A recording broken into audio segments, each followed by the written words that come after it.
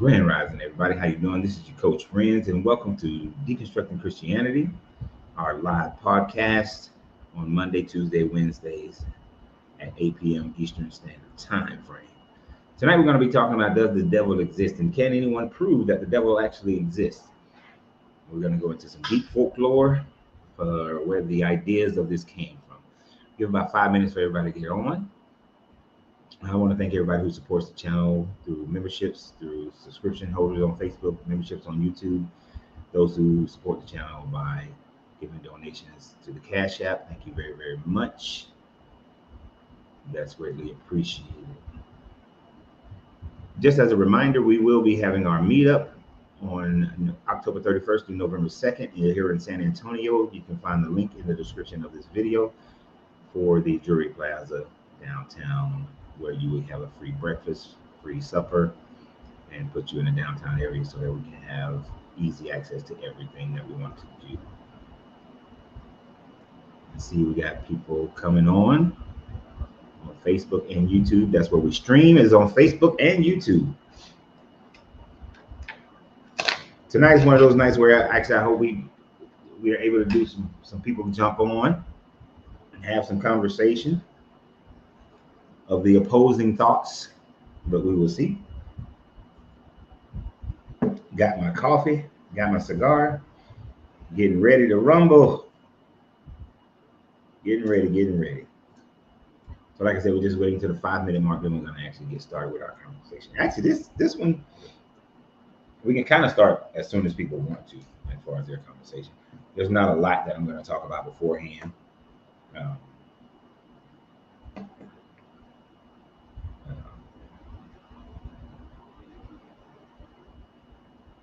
As far as like where these ideological ideas come from. There was something I was supposed to have on my phone right now, but I forgot to do it.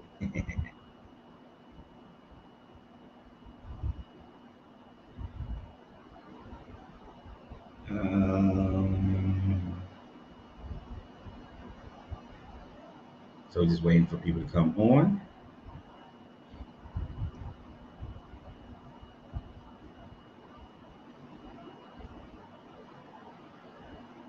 I'm looking for one particular ancient Semitic figure that I'm not finding.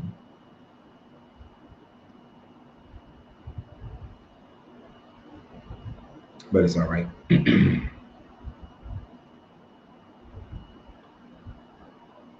all right. So how's everybody feeling tonight? How are we feeling tonight? Y'all are quiet in the comments already. Usually Tim and Raph would have already started the comment section. I guess they're not here yet, so I can talk trash to them when they actually get on, since they always pick on me anytime I'm late by 1 minute. But we're going to see. So let me go ahead and get my cigar ready, and then we're just going to go ahead and get started here.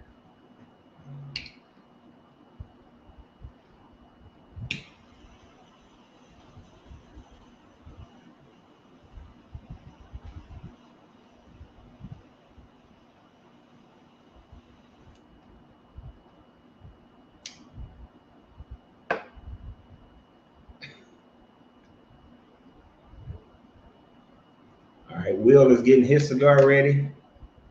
Kevin said, "You are the devil if you're living backwards. Devil lived evil."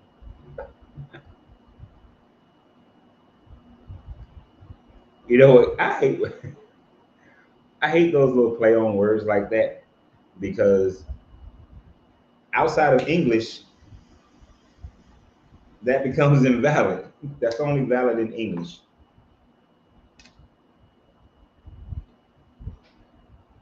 So I'm gonna go ahead and start out by saying the devil does not exist. There is no such thing as the devil. Let's get full screen here. Oh, you got the Oliva G's, Will?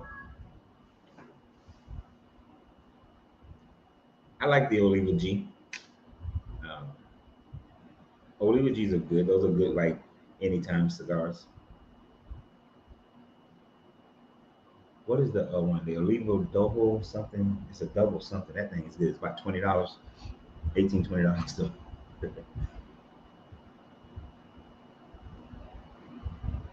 So, is there anyone on here who believes the devil exists? First question out the gate. Does anyone here believe that the devil actually exists?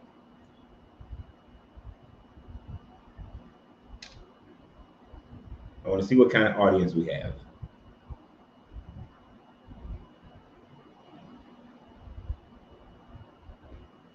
Ravina said the devil exists, he's the good one. According to the storyline, I'm agree with you as far as the Bible is concerned. But no, the devil, nor does the devil exactly. Damon says the devil exists. There is the kind of comment I expect from Tim.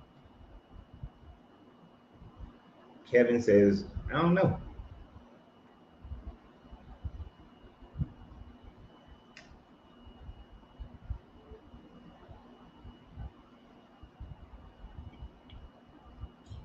Yes, I deal with him every day, says Zombie God. It can within each of us. Exactly. All right. Stephanie says that. I agree with that one. Look in the mirror and you will see him. Yeah. So now, other than the negative portions of ourselves, the negative thoughts and negative things that people do, I'm talking about an outward spirit, a spirit that's a being that's out there.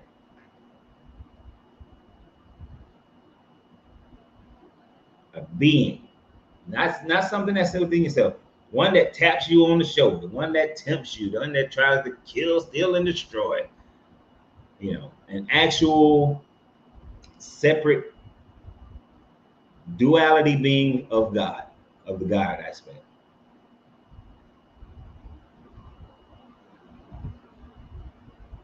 Do you believe that kind of devil? So I should have been more specific. You believe in the Lucifer, the serpent, the Satan, the Satan, uh, the Durga, the jinn, those devils.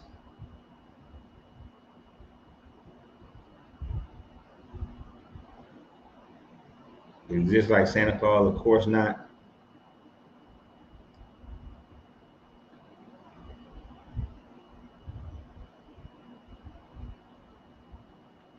So most people, unfortunately, most people in the world believe that there is a devil that actually exists. And most people believe in this Lucifer character who was kicked out of heaven. And interestingly enough, those people who believe in this Lucifer who was kicked out of heaven have absolutely no idea where the storyline comes from. They have this doctrine that they believe in it, but there is absolutely nothing in their Bible that says that Lucifer, the devil, Satan, was kicked out of heaven in their Old Testament.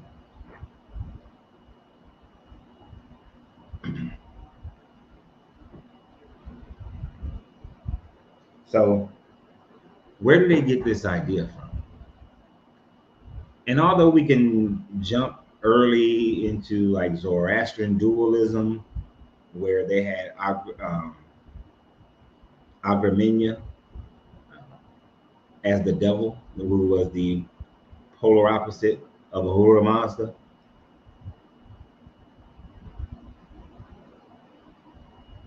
What they don't have, what you can do, you can go back even further.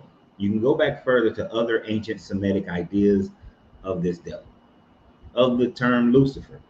It's interesting to me how, and we can look at when the church, the Christian early church fathers in around the 200-300 BCE, I mean CE era, started merging the Satan character the Lucifer character, the serpent, the beast, started merging all of those characters together. But this idea of dualism, this idea really and truly only stems from one place. And I knew I was trying to get it out before Boondocks posted anything. But there you go. Lucifer is the epithet for the planet Venus. Satan, and the devil are descriptions.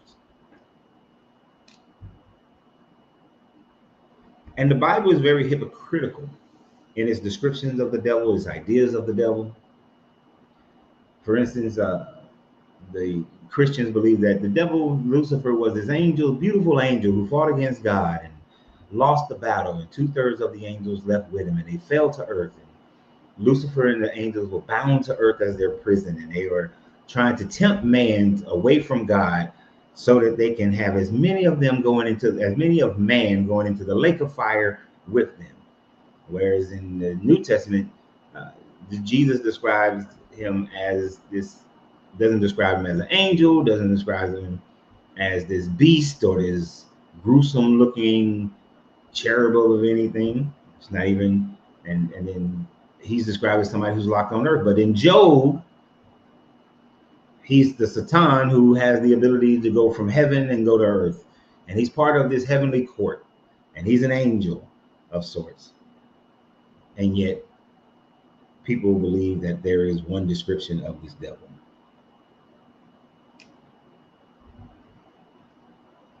But we can go even further back.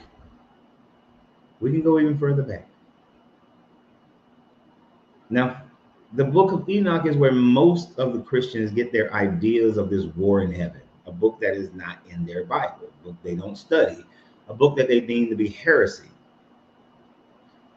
That is where your war in heaven comes from. That is where this idea. But most of it have been put on this Lucifer character. A Lucifer character. And most of it is a mistranslation. When the editors of the King James saw the word Hallel, they wrote Lucifer, when the actual translation should have been the shining one, the morning star, the light bringer. So, what is the light bringer? What is the shining star?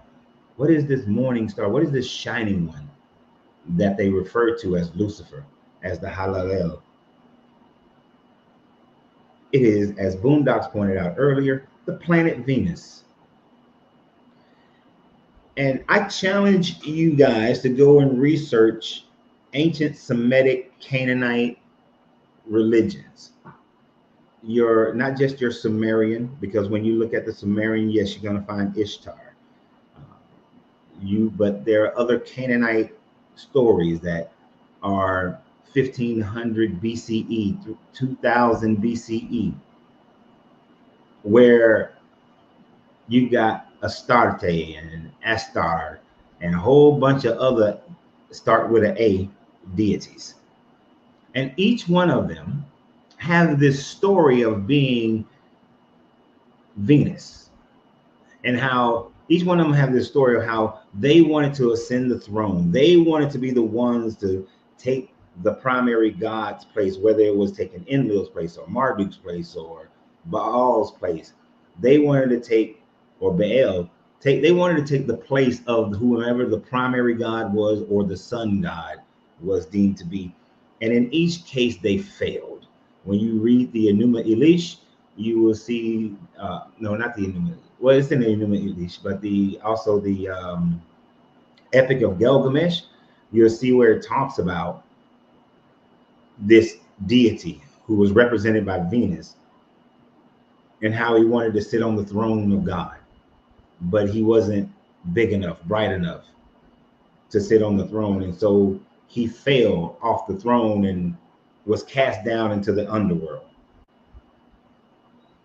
And in every Semitic reference, and I want you to look up the Semitic ones, you have this story of trying to overthrow God, trying to sit on his throne. And so when the writers of the Bible, the Old Testament, was writing, and I believe it's Isaiah was writing that you will fall from your, fall from the heavens, uh, the shining one, or is that Ezekiel? It's one of them. I think it's Isaiah. They were referring to an old story that everybody in that time frame would have known about. Multiple old stories. Didn't matter when they was writing Isaiah in the 700s. They would have known about these other Semitic gods, because remember, they were all henotheistic. They believed that other gods exist. They believe the other gods of other people exist, so they believe the other devils of other people exist. So they would have everybody, that audience then would have clearly understood what they were talking about.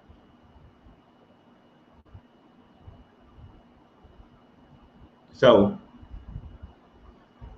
these ideas of the Satan, yeah, you can point to Hades in the Greek, you can point to Seth in the Egyptian, you can point to these other Luciferian type or Lucifer type of deities, but the Mesopotamian Semitic cultures, they all had their own version of this. And the reason why they had their version of this is because they looked at the stars and planets, and they recognized that every morning where Venus rises, it doesn't rise bright enough to give light to the earth.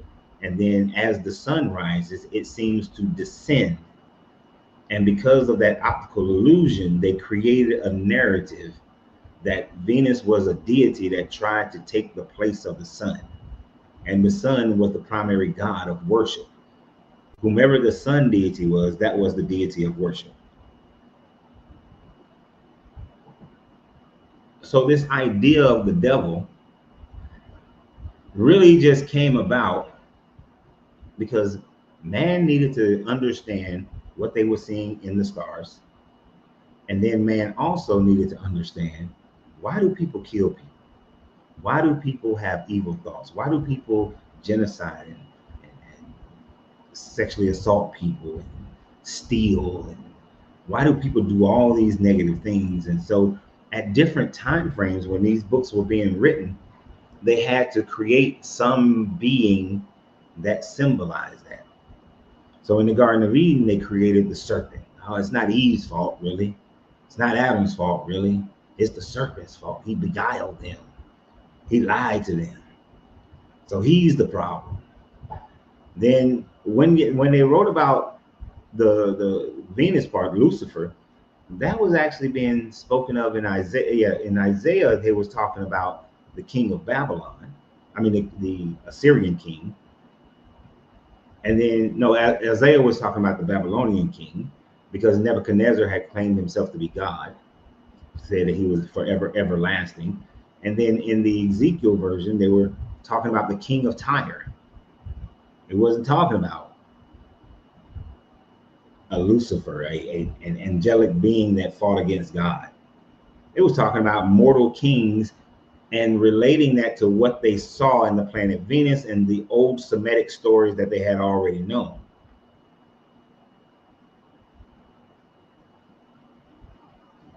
So then as they move forward in time, and the Satan, who in the Semitic was the adversary, even this dude gets caught up into being part of this whole devil conglomeration, which, like I said earlier, flies in the face of the idea of how is the devil cast down to earth as a prison, chained up, but yet is going back and forth and is part of this holy council. How does he go and be a part of the holy council? He cannot. That's against the way the rest of the Bible talks about this being. But he does. And of course, in the New Testament, it becomes this devil, this evil being that's a counterpart of God, and is fighting against, trying to convince people to not fulfill the story of God. Try to convince Jesus fasting for 40 days and 40 nights, and he's tempted by the devil.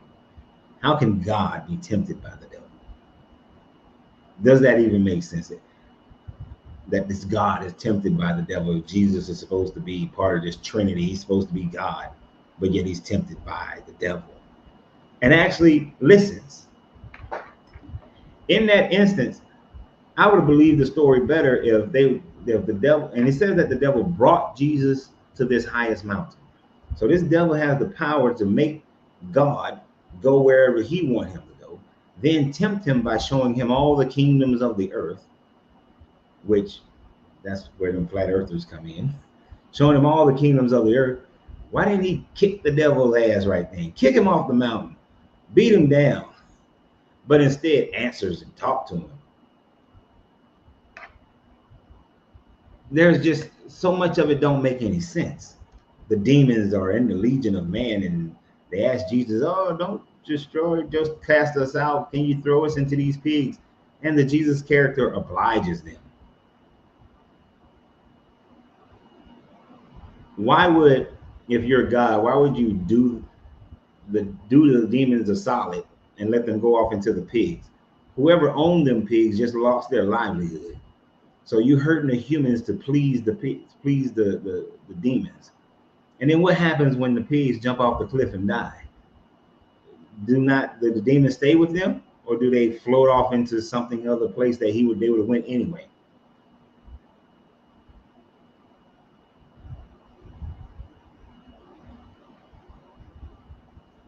Exactly. Kevin said, how do you get tempted by something you created?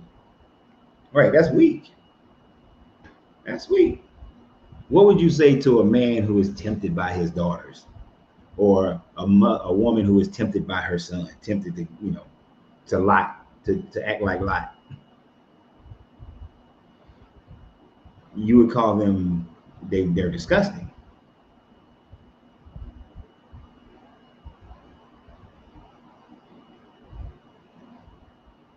See, that's the horror of this idea, this thing. It's people not wanting to take accountability. Even when we get to this whole end times and all this bullshit, what do we see that's said over and over again? It's talking about, oh, in the end times, the beast is going to be released, and these angels are going to be released, and these four horsemen are going to be released. All the turmoil that's going to come is from the Antichrist and the devil and the beast and the prophet and all these other people. There's no devil that's had Iran and Israel firing missiles at each other. That's just Iran and Israel fighting over the belief in some deity that they should kill each other.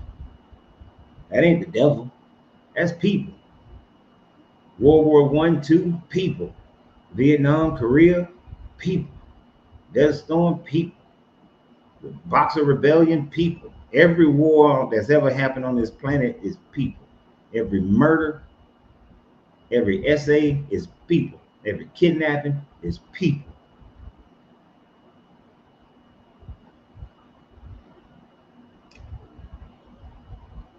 Yeah. Many people don't catch that, what Isaac is saying.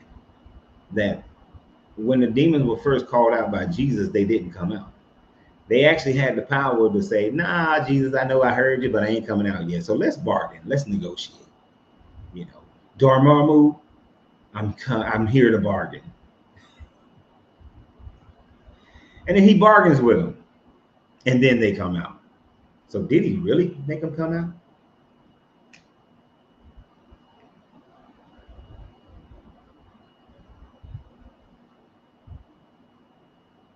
Right. Twin said God ran out of magic.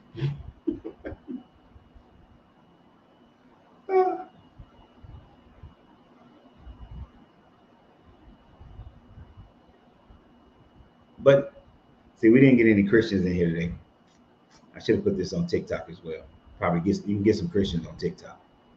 We only got one Christian, but he's not equipped to be able to debate anything that we're talking about. So that makes no sense. Because he only says the same thing over and over again.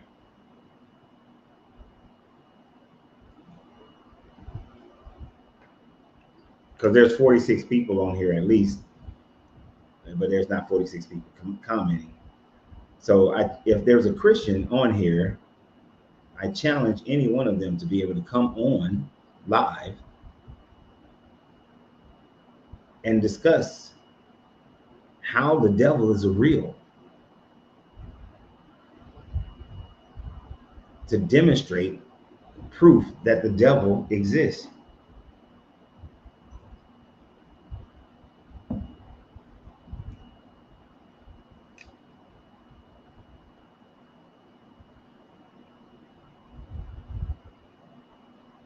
Because all it really is, as Stephanie is saying, it's a way that people to not be accountable. Joseph Barrera says he is real. Would you like to come on and express to us how you know that he is real? What proof do you have that he is real?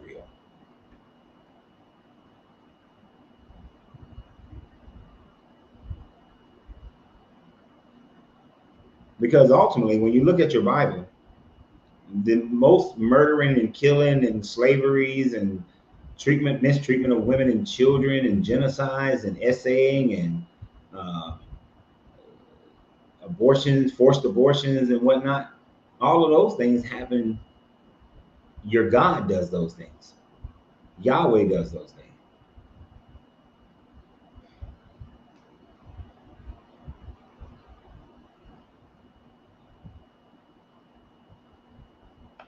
So who's the actual evil person in the book?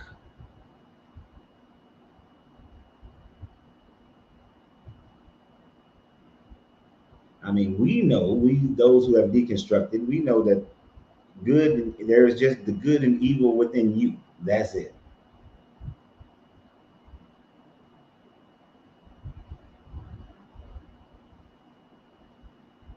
So who is your God, Joseph? Because whomever your God is and whomever your devil is don't exist either.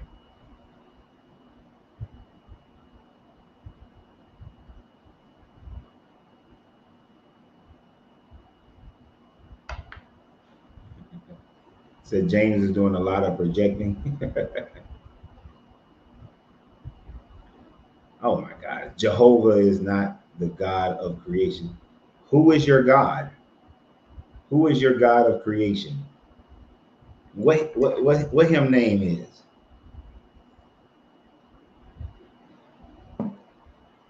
Who is your God? And you said the devil is a spirit. How do you know that? By what measure of proof do you have that the devil is a spirit?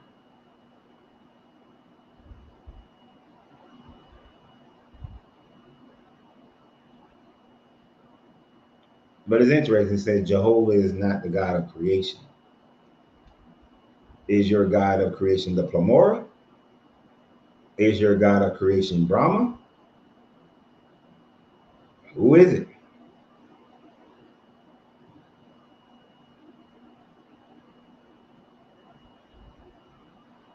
Is it as Will is saying? Do you believe in the demiurge?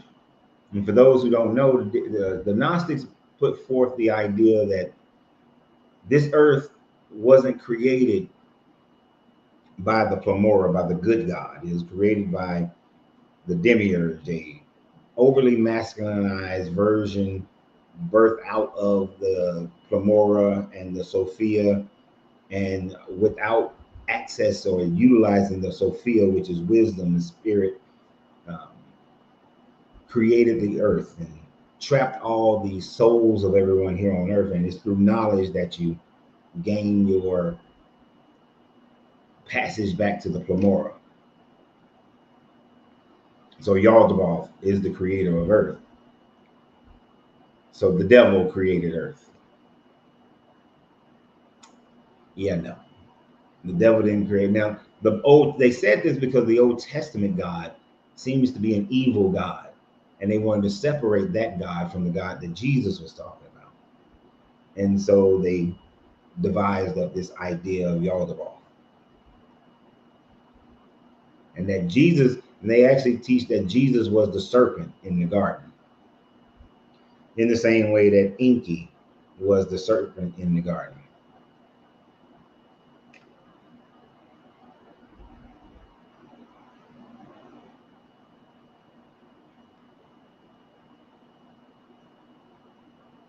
But y'all are, there's a few people talking about this guy, Robert Ben David Jr.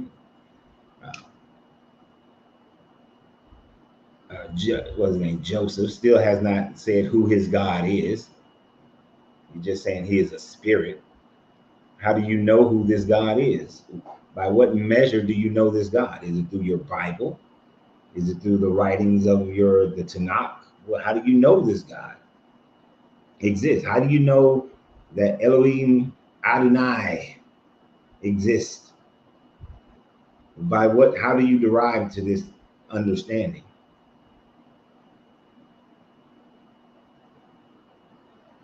Ain't it funny how the ones who claim this God, when they come on here, they can never ever tell and say where they derive their information from?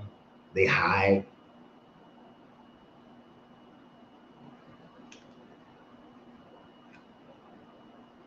That's right, over 80s.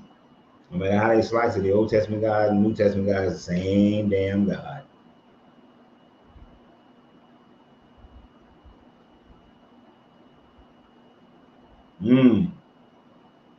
One of the grand cop-outs. Just wait. When you die, you're going to see when you come to his great throne. That's a cop-out, because ain't nobody ever been there and back.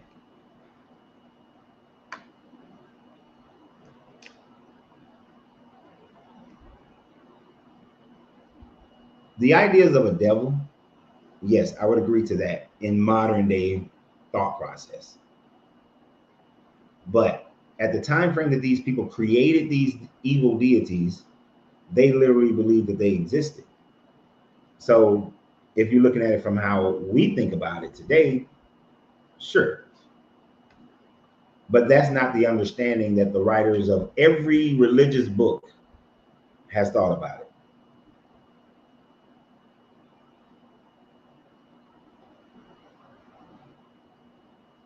The Old Testament God is not the same God. Oh, so you're a Gnostic. Gotcha. So you believe in Yardabaoth and the Plamora, and Jesus came to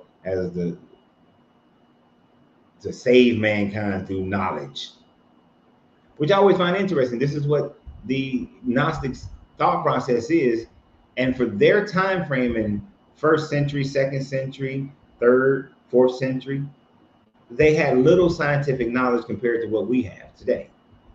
So if a person claims to be Gnostic today, they would recognize that the Gnosticism of the people in 1st, 2nd, and 3rd century is dead ass wrong. That there was no Yardabaoth, there's no biblical version of Jesus walking on water and doing all these sorts of things. That even the Old Testament God doesn't exist. So you can't be Gnostic and hold on to the old Gnostic ideas.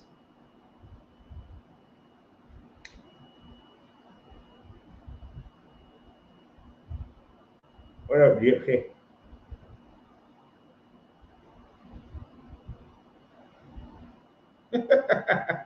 Oh, the foolishness. You had your chance with Jesus, but since he didn't come through, he sent me. Yes, that is very laughable. I'm drinking coffee. I'm not drinking Kool-Aid. He ain't gonna have me down in some country sipping on some Kool-Aid, laying out in the sun while your dead body baked.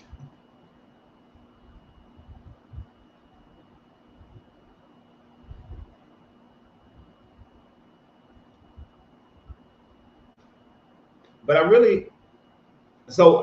one point in time, I was looking and start researching. I was heading in that direction of Gnosticism and the idea that the Old Testament God is the actual evil one, so on and so forth. But as I said, the more I looked at knowledge being the thing that gave you freedom, whether you're looking at and Gnosticism truly has to be looked upon esoterically, mystically, but also scientifically. And when you look at, and then within science, there is archaeology, not just, biology and chemistry, but there's archaeology. And the archaeology just demonstrates through that science that even the Gnostics were dead ass wrong.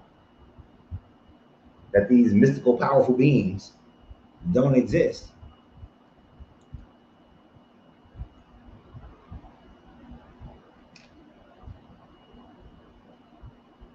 I'm still waiting on proof that the Old Testament and New Testament God is not the same. You and me broke both because they are the same. There is no difference.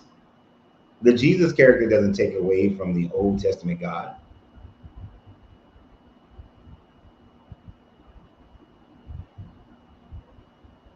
The Old Testament God and the Jesus God is the same damn God. If they weren't Christians of all sorts, wouldn't read both versions claiming them to be the Word of God.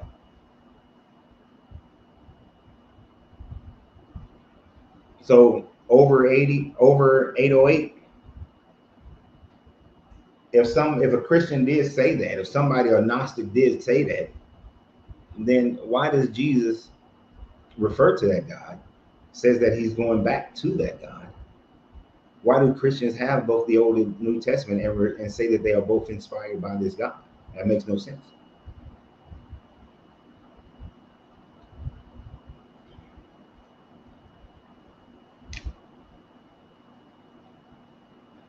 But your beliefs are based on hermeticism. My knowing is based on a foundation of hermeticism, yes, but it's not a belief.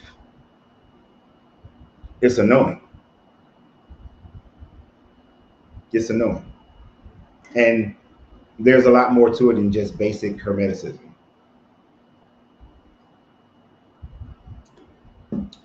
You can't just come to me with the law of mentalism or even with hermeticism. When it comes to the idea of the all, there are still some problems with the ideas of the all that is expressed in hermeticism. Like the all is in all, but all are not the all, which is called the divine paradox. First of all, there's nothing divine. There's no such thing as divinity. And if the all is in all, then all would know that they are the all. But that's the paradox, that all do not know that they are the all, but they are all part of the all. And so their escape out of that is to say we all exist in the mind of the all. But that would mean that the being that is the all would still have to exist on some plane where there is other existence with it. So it still doesn't work. So kind of like you can have a dream or you can create an entire universe in your mind. Everything inside your mind can only exist inside your mind at that moment. Those beings, they live in your mind, they die in your mind. Whatever you create is there. And if your mind is strong enough to create a sustainable universe in your mind, it will last for a blink of an eye, a billion years. But you yourself still exist in this plane of reality. So then what plane of reality does the all exist in? Does it exist in the mind of another all, which exists in the mind of another all, which exists in the mind of another all, which plays to the idea of if the God of the Bible created all this, who created God? And then who created that God? And then who created that God? And who created that God? It would be forever. It would be eternal. You would never get to an end point. There is no beginning, just like there is no end. So I still have problems with Hermetic thought. Hermetic and Taoistic thought are far ahead of Christian, Jewish, Islamic. It's far ahead of all those thought processes.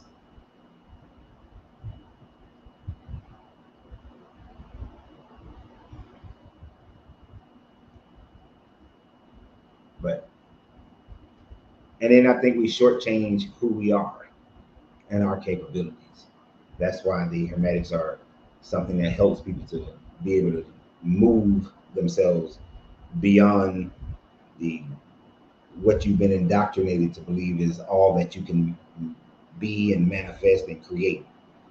You see, a person who believes in the Bible and believes in this God of the Bible and the devil of the Bible literally are hindering themselves from ever becoming a higher thought being, a higher conscious being.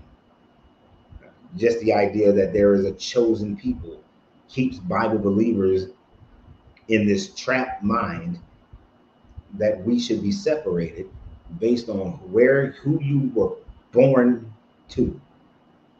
And think about that. What makes you a chosen person is who you were born to. If you were born into a Gentile family that is Christian, then you are the adopted children of this God. If you happen to be born into a Jewish family, an Israelite family, I should say, then you are specially chosen.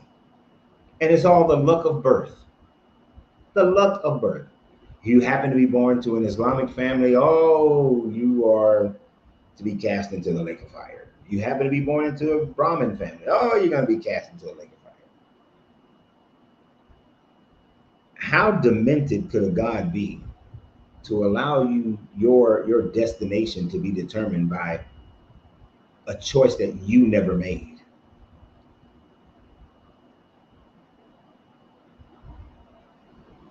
That makes no sense. From a sorry ass God that couldn't get his word around the world and, without murder and death and in the slowest way possible.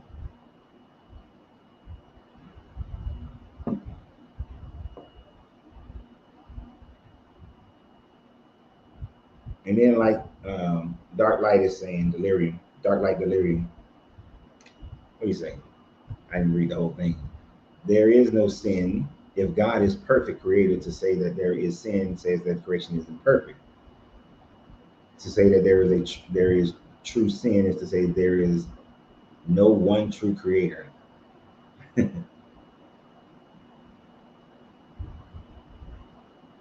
Oh, you preempt in my response. There is no such thing as sin outside of what you do against your own self. And there is nothing perfect in this universe. There is no perfection in the universe at all. You can't name one thing that is truly perfect in this universe.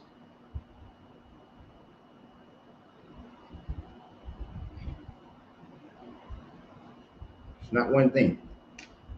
This universe is chaotic as hell. We could have a destruction tonight from an asteroid that hits Earth, and all of this would have been for what? Solar flare could burn the Earth to death, and we done. There is no perfection. There is no God covering, no God watching, God creation.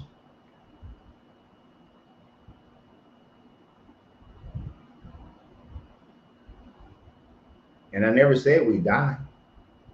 Your energy just transmute into a whole nother form, but you won't have consciousness of that energy. You have no consciousness of that energy at all. No, we're not perfect.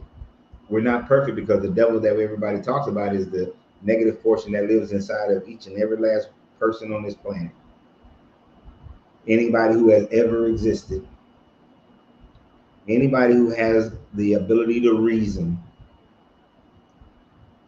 has their own devil because it's inside of you. It's the negative parts of you. And here's what's crazy. Most of it was trained. Most of it was taught.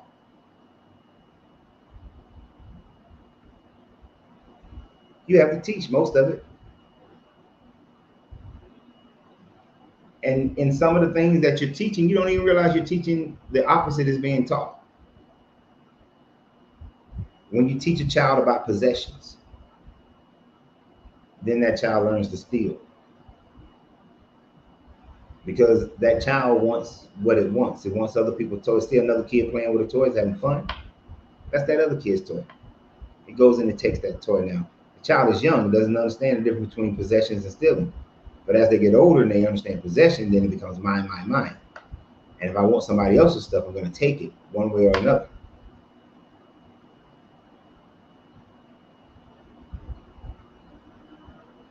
So even in our innocence, we have this aspect of being destructive or taking things. You didn't have to teach your child to lie. All them little jokers, all my little rat children, lied without me ever teaching them how to lie. When they knew they were going to get in trouble by something, I didn't teach them to lie. They lied on their own. Just like I lied on my own as a small child. So the only devil that exists is you. And the thing about it is that you can control it. You can be the Lord over it. The whole thing about Armageddon is your own personal battle with your own personal self. If I were to use your Bible as a way of breaking it down for the few Bible believers that are in here, the battle of Armageddon is your own personal battle that you wage within yourself. It has nothing to do with some external figure. Your own God told Cain that sin crouches at your door, but you have the power to overcome it. You know how many times I got cussed out by pastors, and they got cussed out because they couldn't break it down?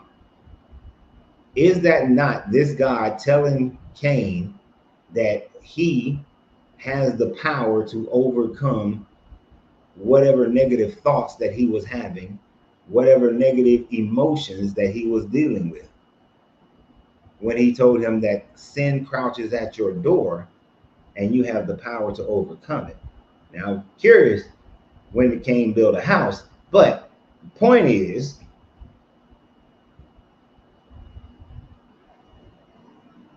it wasn't the devil. There's no devil involved. Exactly. I agree with you, Jeremy. Hell is ourselves after we perish. It isn't one. It's all of our heads.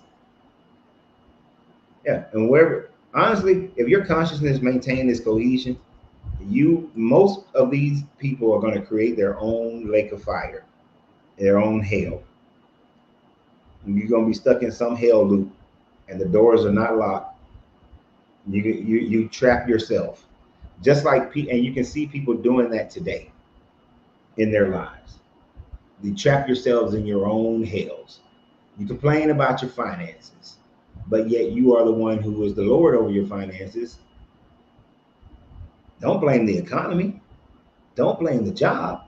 Look at yourself. You complain about your health. Don't blame the food that they sell you at the store. Don't blame McDonald's. Look at yourself. You don't want to control all of that. What up, peoples? DBG, DBMG, and Hurricane.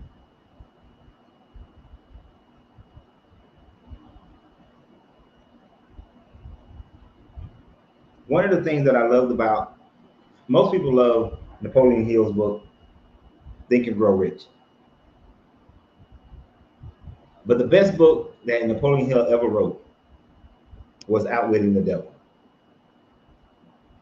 And the whole thing of that book can be brought down in a nutshell of the only devil that exists is the one that is inside of yourself. And the moment you overcome that devil, you can manifest your own heaven in whatever ways you want it to be. However you want that lifestyle to be. You got to work for it, of course, but you create it. But when you get stuck in the trap of always thinking the devil is doing this and the devil is doing that, and some outside force is doing this and that, and you can't overcome it, well, you've lost. Now the devil is won. So all them Christians who be, oh, Jesus, the blood of Jesus and all this stuff. No, they believe the devil is trying to kill, steal, and destroy. And every time something go wrong in their life, it's the devil or God taking them through a season. But most of the time, it's the devil. Them fools gonna create a hellscape for themselves.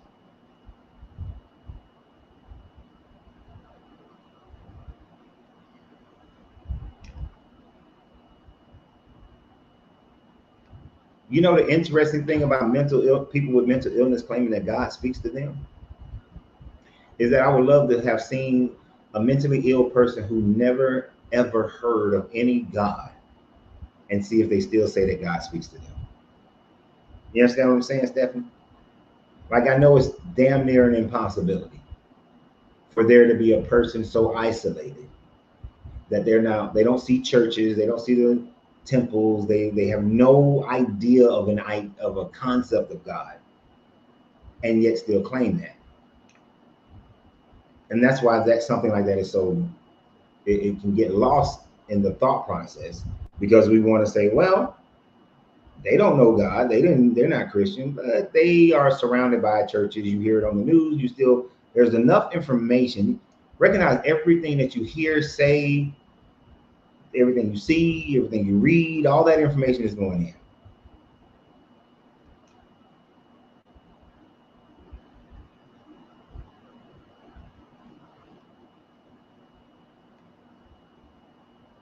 So you get a mentally ill person in Saudi Arabia, they're gonna claim that Allah is speaking to them. You get one that's in America, most of the time they're gonna think Jesus is speaking to them.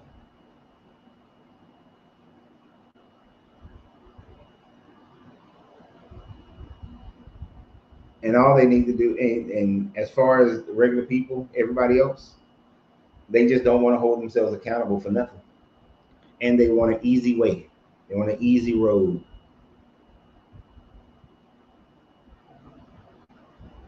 So which one do I listen to? I listen to the part of myself that I would deem as a God. I listen to the whole. Let me put it that way. That's a better way of saying it. I listen to the whole, because there is that part of me that knows when to fight. There's a part of me that knows when not to fight. There's a part of me that knows there is righteous anger. Not right. I don't really say righteous. That's the wrong word. When anger is appropriate and when it's not. But overwhelmingly, I err on the side of what I deem to be goodness. I don't treat anybody any differently than I want to be treated. And so I don't need a book to tell me that. I don't need a God to give me permission.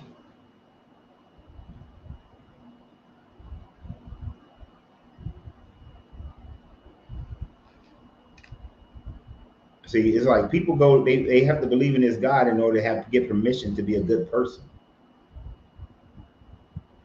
How sick does a person have to be that the only reason you're kind to strangers is because you believe in a God that promises you heaven if you are good to strangers? And those same people, because they read the same book, says that they can make strangers into slaves, and it's okay because their God says it's okay. The same ones that'll say husband love your wife as you love yourself, are the same ones reading a book that says that if you believe your wife is pregnant by another man, give her some mixed potion, and if she has a miscarriage, then she cheated on you. If she doesn't have a miscarriage, then she didn't cheat on you. What kind of bullshit is that? So if you love your wife like you love yourself, then you trust yourself. So the first thing you give your wife is trust. So unless you demonstrate something that takes away that trust, why should you ever question whether or not she's pregnant by you or some other man? Now, if you like some of the guys I know on ship that I went to out in Marine Corps with, We left on month 1. Somehow when we got back, and we were gone for 6 months, somehow we get back and she's only 4 months pregnant. Now I'll tell you something. Now you got trust issues.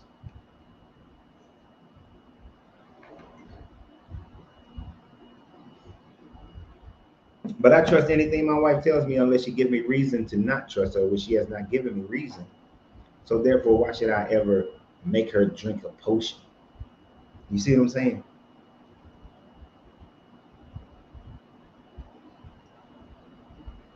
But this guy says, hey, to hell with the child.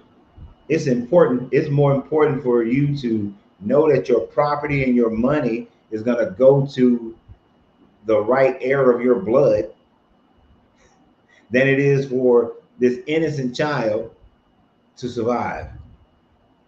I was thinking, have you thought about that? That in that situation, this guy is saying, hey, that child had no part in whether or not she cheated or not. But if she did, to make sure that that man don't give his money, his inheritance to that child, let's kill the baby. Let's kill it. If it ain't his. If it's his, hey, you good. But if it ain't, kill the baby. David cheats with Bathsheba. Tries to have her husband killed. Marries Bathsheba. But then God kills the baby instead of David. Now Bathsheba didn't have a choice. Now, well, she had a choice. She could have said no and they would have killed her. So she could have said no and been faithful to her husband by that choice. But that's a hard choice to make, especially in that time frame, that era. But we all know the story's make believe. But then this God kills the baby, and then blesses the union, which brings about Solomon. Come on now.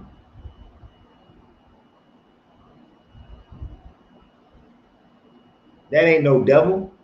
That's this God. And that ain't no, and really, that's not even this God. That's just human beings and their mindset at that time frame. Men caring more about inheritance than they care about the life of a child.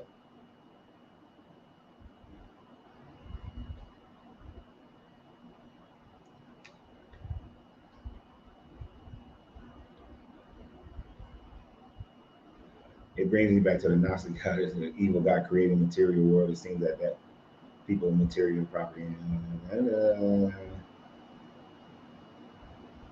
But the God of Jesus ain't no better. The God of Jesus is not any better.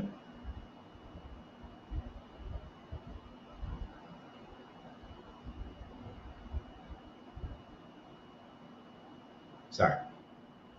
The God of Jesus straight lied. Before this generation pass, I will return. He ain't come back. Slaves, be good to your masters. That's not good. Women, be silent in the churches, for I suffer you not to speak nor have authority over a man. So that just created thousands of years of subjugation of women. It wasn't until the 1970s that women in America could actually file for spousal abuse.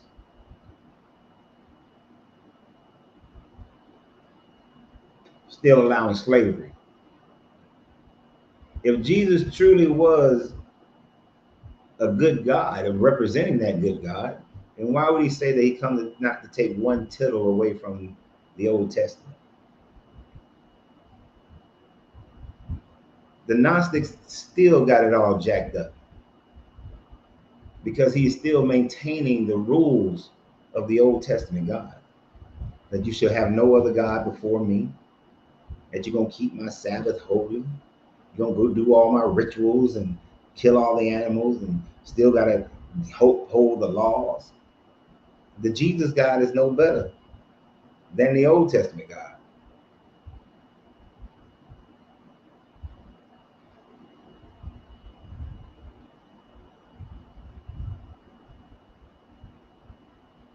But the Gnostics, that's what they believed in. They believed in the same God of Jesus, and the same God of Jesus is the Old Testament God.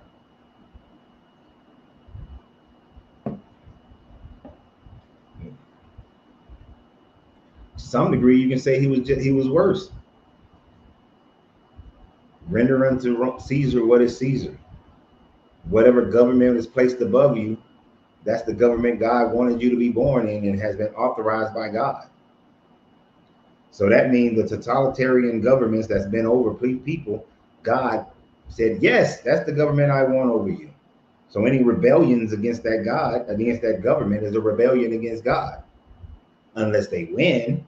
Now, if they win, then God, was on the side of the rebellion. Does that make any sense? That means that God was on the side of the USSR. He was on the side of the Nazis. He was on the side of Idi Amin. He was on the side of Pol Pot. He was on the side of all these regimes. He's on the side of North Korea.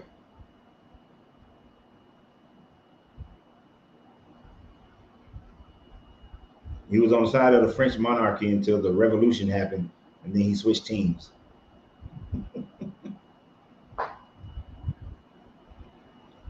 The foundation of America was against God because they revolted against British rule. Oh, my bad, they won, so God was on the American side. See what I'm saying? How about people just people? Empires rise and empires fall.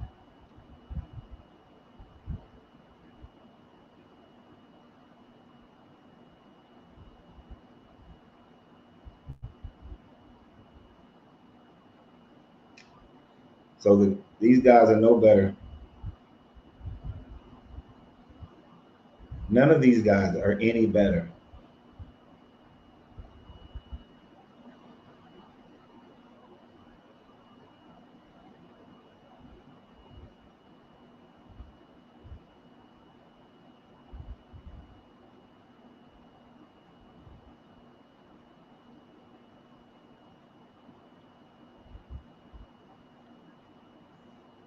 But here's the problem. See, here's the thing, Jimmy. People like to take that stories as allegories now, but they didn't take it as allegory back then.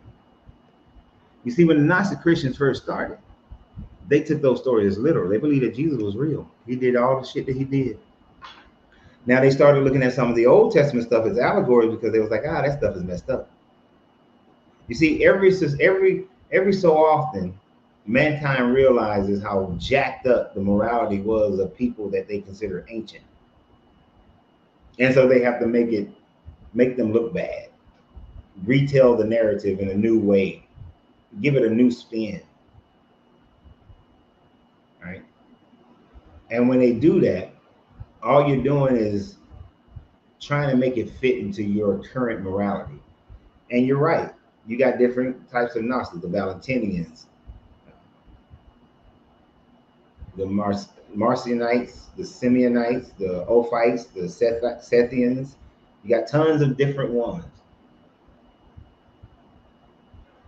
And these are just people who are saying that, hey, there's a new thought on Judaism, new religion. I see it's growing. Let me jump in on that and create my own version.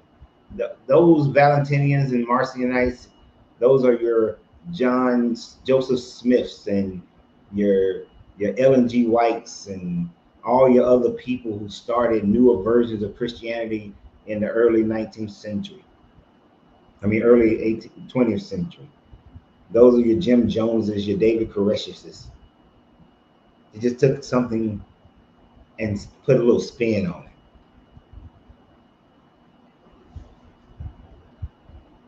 When the only real spin is that none of them existed.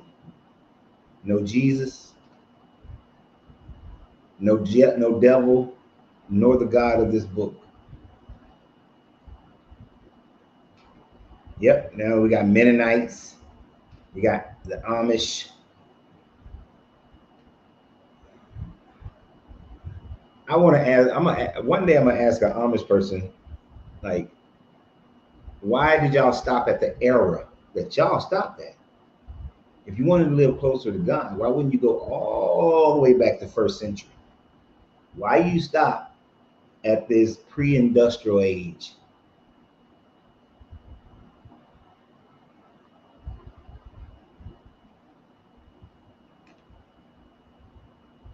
I think you are correct that it was. I think it was the Valentinians that said you got to try everything on Earth and break through it to get to an enlightened realm. Yeah, they was. They was. That was definitely a Romanized way of thinking. That you got to do everything. That was, and that thought process came back again during the time frame of the Renaissance in Europe. That you got to try everything if you want to get to the levels of enlightenment. I don't want to try everything. There's some things I just ain't trying. There's a lot of things I don't need to try.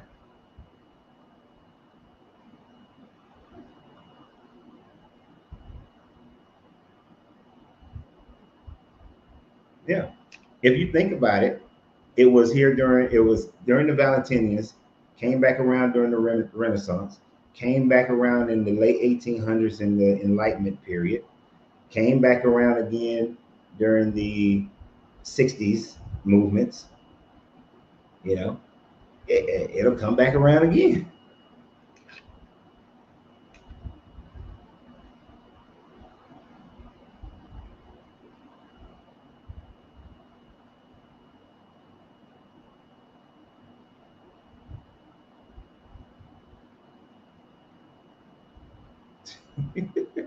Or rat. 12 disciples, all men with no woman. Yeah, there was definitely a little sugar taint with that character. I don't know. You remember they had Mary Magdalene? She was there all the time. Mary Magdalene, the other Mary, Salome. They had they had they three four with they 3 4 women that they passed around. They passed around 3 4 of them. Even though what is it the secret writings of James that says that Jesus, not James, who was this? One of them secret writings, one of them Nag Hammadi writings said Jesus used to kiss on Mary all the time. They had this was during Roman times. It was during the Roman times. So, they might have had a little circle jerk going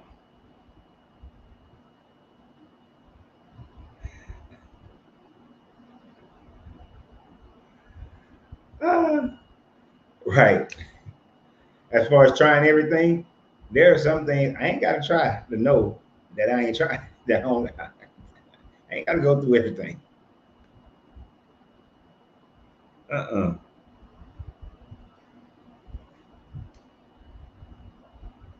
Hey, what that got to do with it? Just because she a midwife, what that got to do with anything? Salome can get some too. You think you got 12 dudes walking around? Salome look good to somebody.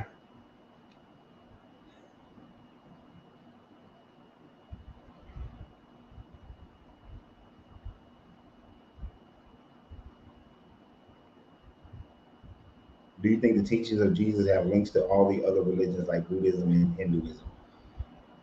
I don't think that they have much of any links at all. Like Buddhism and Hinduism are definitely linked together since Buddhism came out of Hinduism, since Siddhartha Gautama was previously a Hindu. But Christianity, not so much. There were some Eastern philosophies that were uh, known in the Roman Empire at that time frame, but we've seen where people can have similar ideas around the world without connection with each other.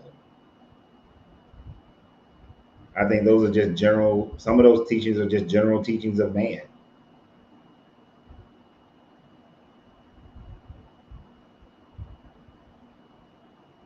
Yep, and they couldn't stand them women. That was a whole nother thing. Was it the devil that made them treat women so poorly? Was it the devil that made them say that Mary Magdalene was a former prostitute, that she was the one that he cast all the demons out of? And was it God that in the 20th century made them change their mindset on her? Or was it women's lib that made them change their mindset on her?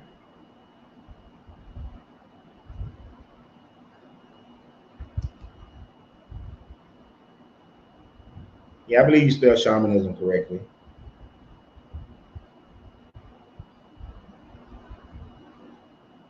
Okay, I know what happened in LA is proof that he exists. No, Then you realize you wrote Santa came to town. It was nothing but peaceful protests in LA. For like 99% of the protests in LA was peaceful. They show you the one or two incidents.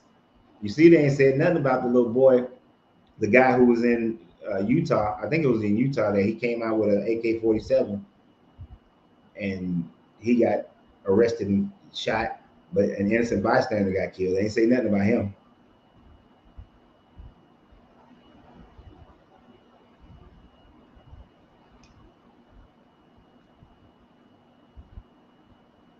Go ahead, plug your challenge to Christians.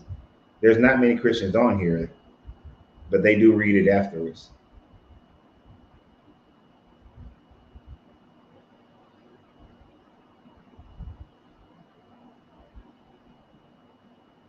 Oh, you talking about the New Year Santa Ana fires were strange fires?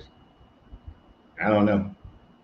They have fires and they should have never built. If you research how that land was before they came and built it and how they got rid of all the lakes that used to be there and made it arid and dry, that shit's gonna go up in flames over and over again.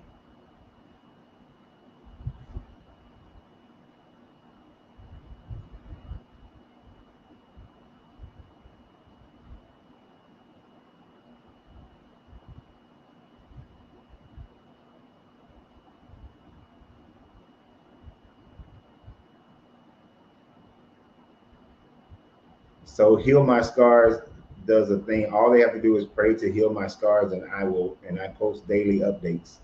God fails. I'm pretty sure he does.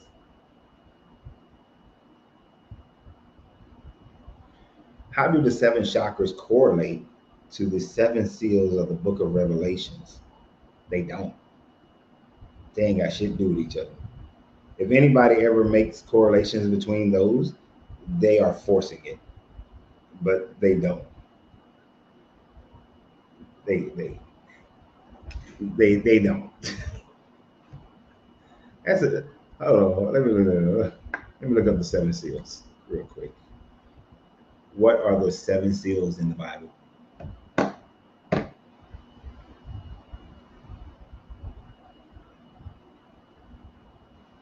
So the first four are the four horsemen: conquest, war, famine, and death. How does conquest, war, famine, and death coincide with your foundation, which is hampered by fear? None of those have anything to do with fear. Your second chakra is hampered by fear, guilt. None of those have anything to do with guilt. Your third is hampered by shame. None of those have anything to do with shame. Your heart chakra is hampered by uh, lost love, and that's like love for a person or something. Yeah, seven chakras and the seven seals ain't got nothing to do with each other.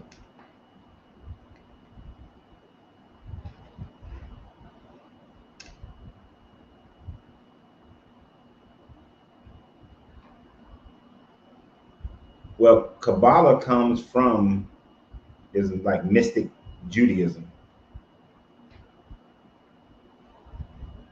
and people try to connect the chakras to Kabbalah, and it really don't work.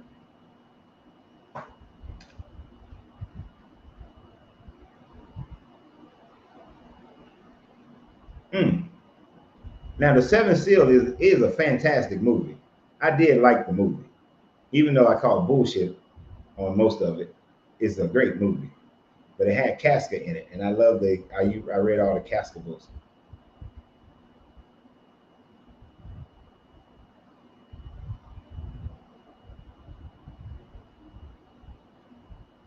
Uh,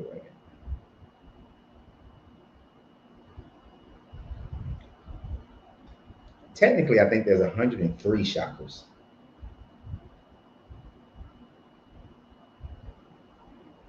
Wait, but Isn't there like minor chakras all over the body?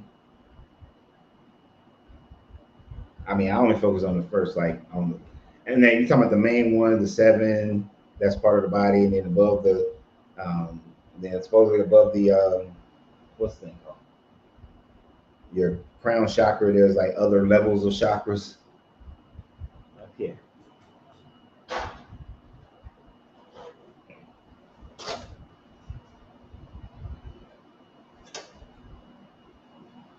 But for the most part, yes, there's only seven.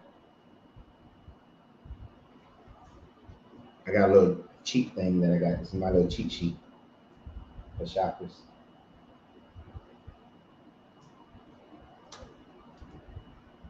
Got it off Amazon.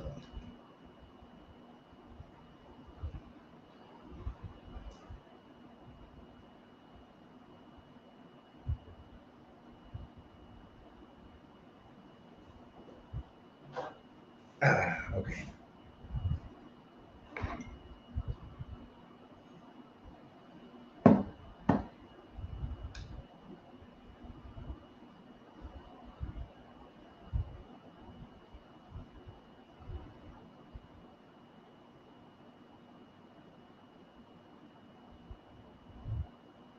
Evidence of the devil is us being a kind of cow. It is self-evident by us being domesticated by the higher species. What higher species? You know, don't get me wrong. I hope that there are some alien species out there and they come pick me up because I know I don't belong here. These humans be killing me. Uh, I know I've reached a level of enlightenment where they should come and pick me up.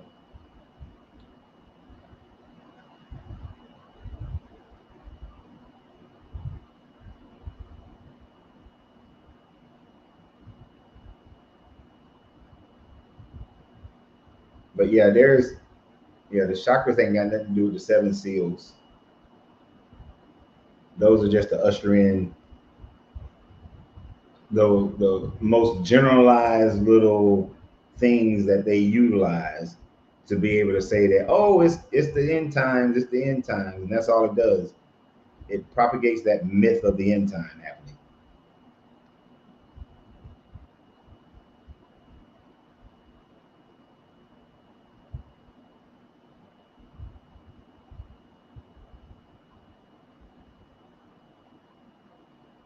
So I don't think that those, well, I know those seven seals ain't got nothing in. Neither does the seven bowls, or so you got the seven seals, the seven bowls, and what, the seven trumpets. You ain't nothing but some bullshit. Oh yeah, I'm ready to get off this plane. I ain't supposed to be here.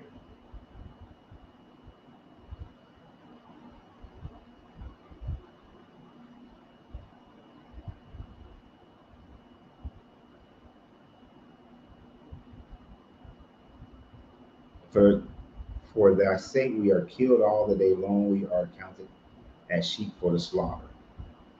Yeah, I would have to read everything else around that. I guarantee that most of the songs are those songs are oftentimes written during a time frame where the Israelite people are being held under conquest of a foreign nation.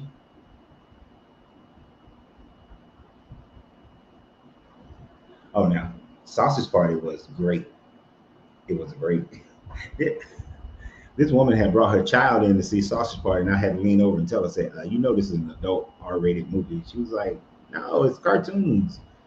And I had to watch the trailer, and then she was like, "Oh, gotta get my kid out of here."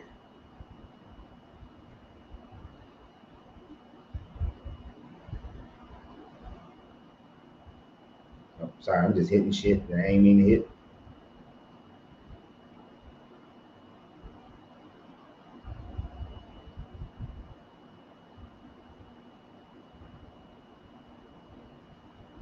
I think the energy is carried from the base of the spine to all the chakras on top, then top to bottom, bottom to top, top to bottom. Yes, that is the how chakra energy is supposed to work, and then you can initiate from different aspects of each energy, primal energy source or point, and utilize that particular energy to uplift the rest of the energies within your body. Now, I utilize that process for manifesting certain things or overcoming certain things. Well, in the past, I used it to overcoming certain things, but it's a great way, a formula to be able to do something that is just you moving your mental energy around your body and to give you some like a roadmap to it.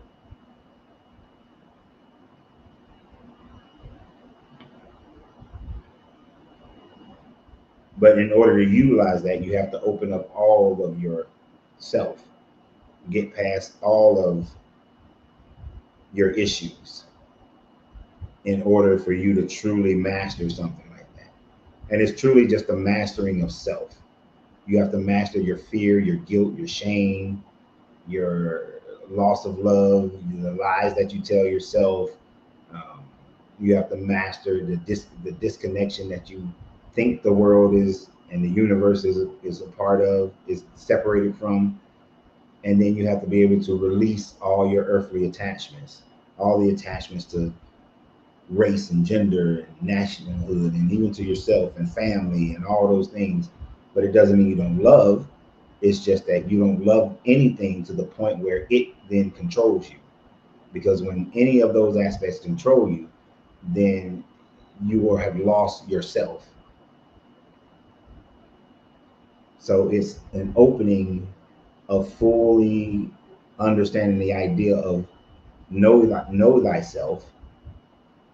And when you know thyself, you have to deal with the parts of yourself that you don't like. You have to deal with the parts of yourself that society would say like, You also have to deal with the trauma that you dealt with and went through and overcome those things so that they're not on your back like luggage going up a mountain.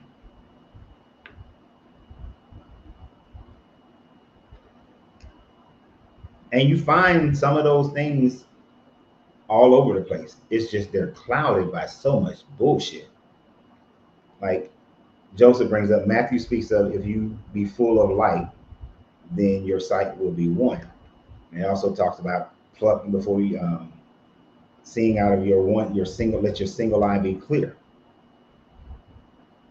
There's some hidden little parts in this book and every other book. But there's so much bullshit around it that those parts, your body, if you follow the Bible, you can never be filled with light. It's an impossibility to be filled with light and yet follow the Bible. How can you be filled with light when you believe that the God above, the heavenly God, has chosen children, that he creates a place where anyone who doesn't believe in him will be tormented for all eternity? Where is the light in that God if it creates a place of eternal damnation? There is no light in that. That is darkness. So for all the one or two or three things that are of enlightenment or high vibration within the book, it is overwhelmed by the low vibration. And in order to become a person filled with light, you have to overcome all the lower vibrational thoughts, actions, words. You have to overcome all those lower vibrations. So every day you have to overcome any doubt. It's like if you have a business, but every day you go into work and you're thinking, man, we're not going to have enough customers today. We're going to lose money today. You can't, your business will fail. You will create the energy that goes out and reciprocates back to no one coming in, no one making a purchase. It's just like when people say, oh man, I can do a podcast, but ain't nobody going to listen to me. Yeah, because you have deemed it so. So the way you move will be in such a way that nobody wants to listen to you. In your business, nobody's going to want to do your business. If you go into a relationship thinking, oh, this relationship is going to end just like my other relationships. Yeah, because you will make it possible for it to end. So you have to overcome the negative every day, all the time. But how can you if you believe in a book that highlights the negative as if it's a good thing?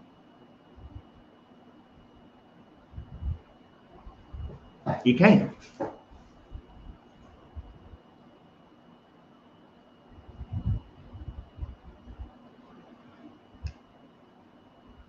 And yes, knowledge is light. Ignorance is darkness. I've seen a lot of ignorance. Did Jesus ever claim to be God? Nope. They make it sound like he did, but as far as the narrative goes, no, it doesn't.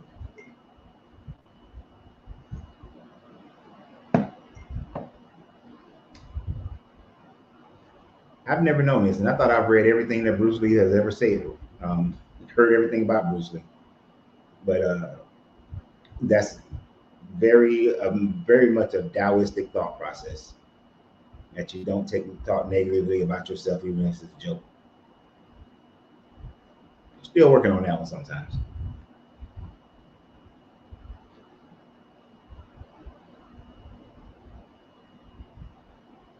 But it's true. It's like you're cursing yourself. You know, if I go in the gym, like when I went to the gym today, if I was focusing on the fact that my lower back hurts and focus on what my body can't do, then I'm gonna go in there and I'm not going to do a damn thing. I'm gonna have a horrible workout, and then I'm gonna reinforce that.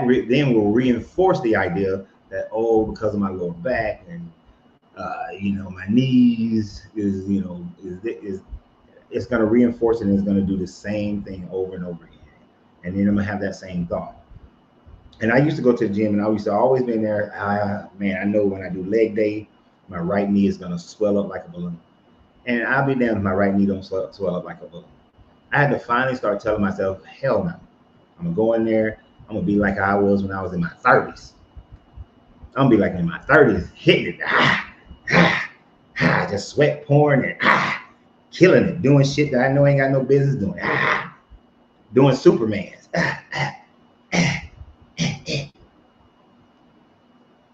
And my knee don't swell. The devil is your own mind. And if you speak negatively towards yourself, you're going to get those negative results over and over again. And you're going to reinforce them. You know those people that you meet that they always tell us, oh, nothing ever goes right for me. Yeah, you create the environment for that to be. And your body is an amazing thing. Your body will respond exactly how your mind tells it.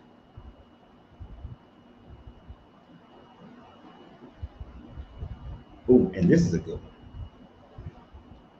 Controlling your emotions is your greatest superpower. I've had quite a few people read Napoleon Hill's. I actually told you guys years ago to read Napoleon Hill, Outwitting the Devil. Years ago, I did a whole breakdown on the book. And controlling your emotions is the number one thing to being able to control your doubt, is to be able to, you have to control your emotions. Even the emotion of love. You don't just give love out willy-nilly, and you don't let love overwhelm you to the point where you do stupid shit because of love. I know, I've been there. I've done some dumbass things because of love. If it wasn't because of love, I would be an incredibly rich man right now. I would have been rich. Hell, I would have been rich in my 30s. But love, uncontrolled, unfiltered, undamned love, fucked all that up. You better control that love. So even what you think is good can be damaging to yourself.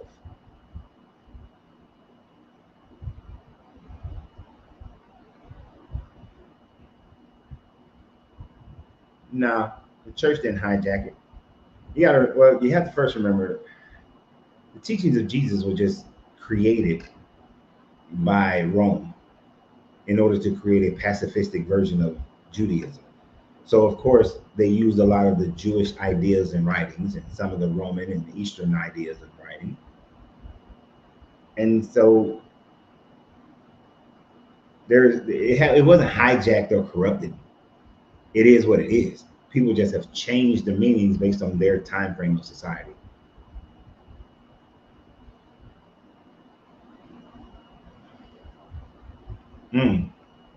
Thank you, dude. Hurricane, I appreciate you so much. I've been trying to remember Earl Nightingale for like 6 months, and I couldn't remember not one part of his name. But I've been trying to remember Earl Nightingale. God dang it.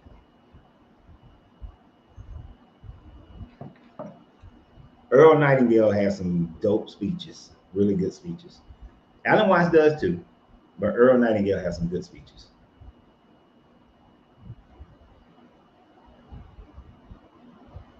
Yeah.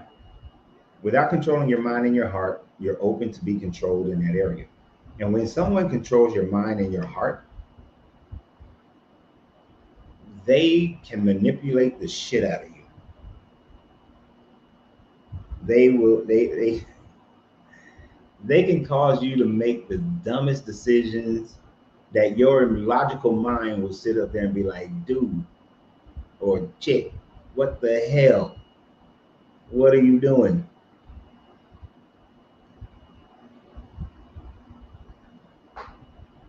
Doesn't work. And the thing about it, through fear and a falsified loving God, these ideas of God and devil are created to control people.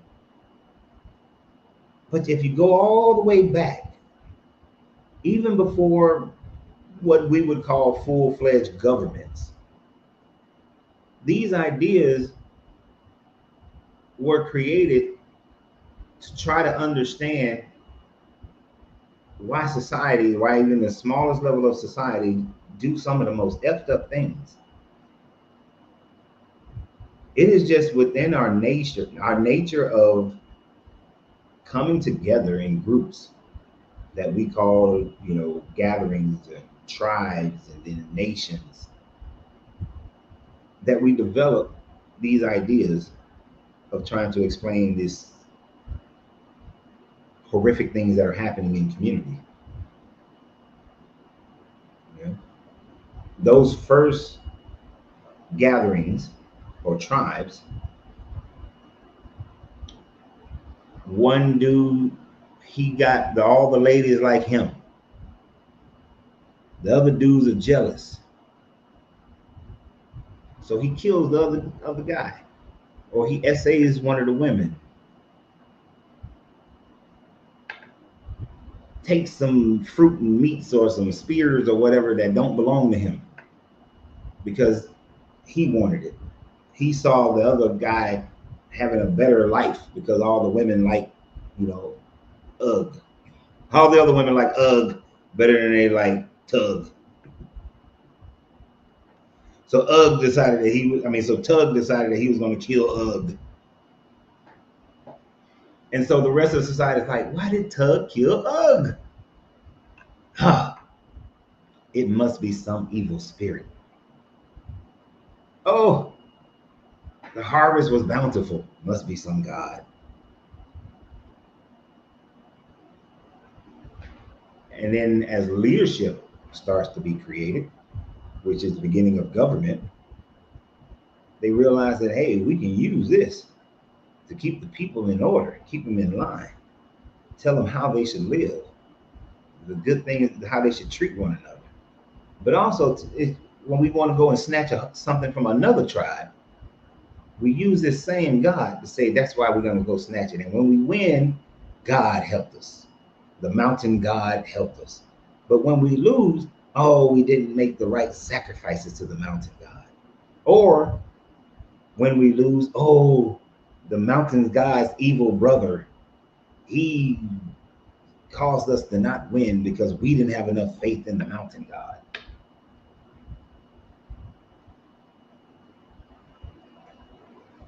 It's all a bunch of bullshit that people just created.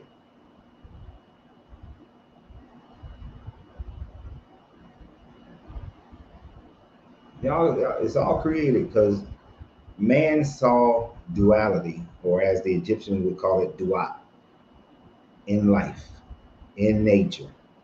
And so he had to try to explain it.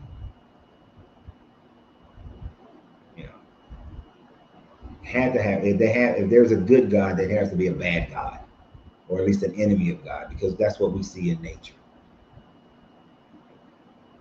And they just didn't have the science to understand it.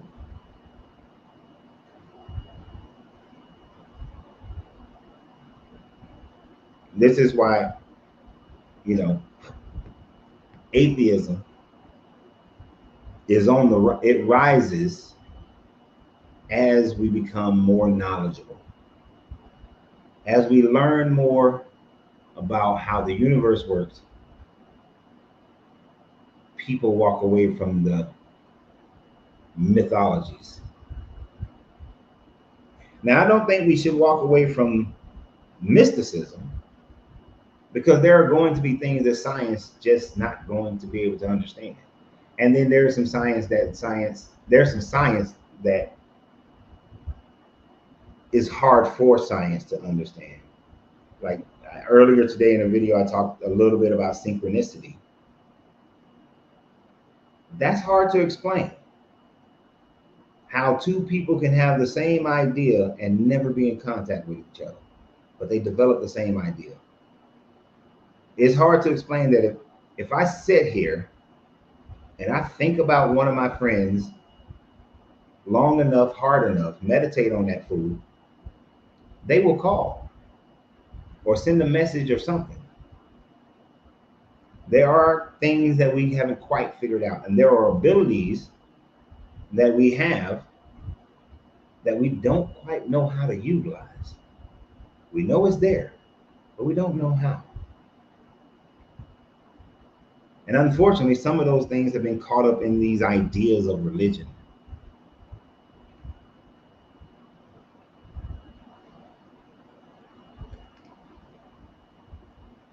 Yep. I remember in calculus class in high school, they were talking about the two people who came up with calculus at the same time. In American history, AP American history, it was two people who filed their patents for the telephone at the same time. Hell, me and my wife just drive down the street, and we can be like, oh, you know what would be a good business right there? You say whatever it is, you give it enough time, somebody puts that exact business right there.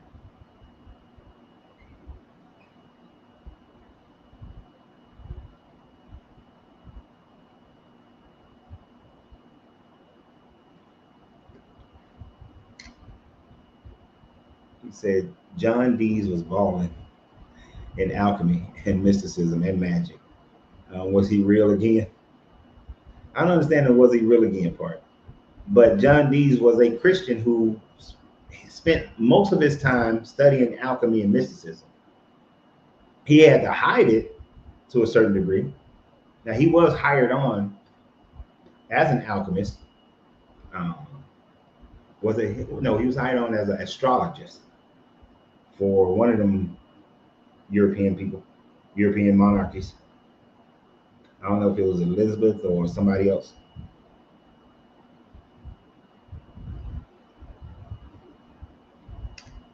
And that's the problem. Religion dampens your ability to discover the power of your mind. Religion pushes you to do everything outside of yourself. This is one of the reasons why I lean more towards Buddhism, Taoism, and hermetics, because those three, and Taoism and hermetics more so than Buddhism, you lean more into self. You know, you still have in Buddhism where Buddha said he was attacked by all these damn demons, 10,000 demons or something. Then he touched the earth and saw all his lives and defeated the demons.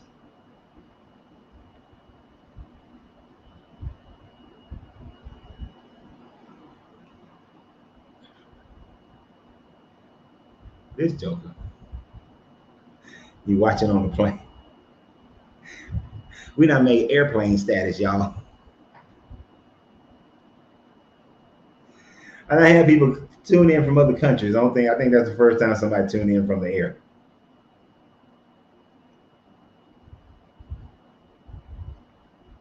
See, here's the thing, Joseph. If you seek spirituality more than religion, okay, I seek spirituality more than religion nowadays.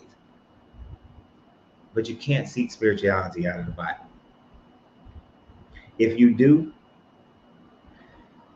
it will be like you're going to get 1%. You're only going to get like a 1%.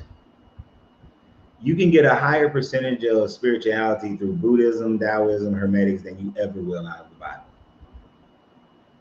Hell, I'd rather you study Kabbalah than study the Bible. But you're going to get such a low percentage out of the Bible because there's so much that dampens your ability to gain spiritualism. Anything that causes you to look outward, you're going to lose out.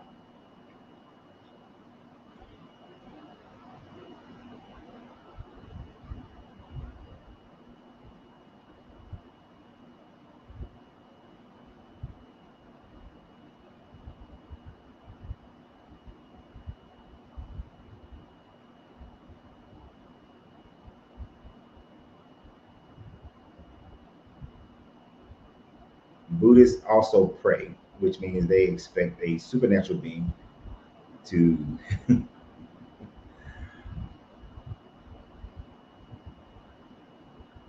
I'm trying to remember if I ever seen a Buddhist pray. I know they meditate. I don't know about that. I got any Buddhists in here?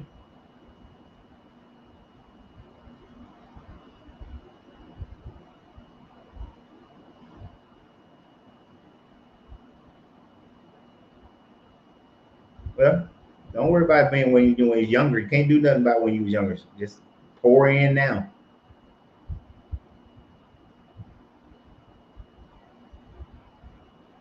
Yep, occultism. I'd rather study occultism. And Dwayne is right. Spirituality has no God. As Dwayne, just his presence reminded me, make sure that you go into the description of the video, sign up for our Free Thinkers meetup in San Antonio for October 31st through the 2nd by clicking on the link and reserving your room at the Jewelry Plaza's downtown San Antonio. We're going to have a great time. I don't know. Do Buddhists pray, and who do they pray to?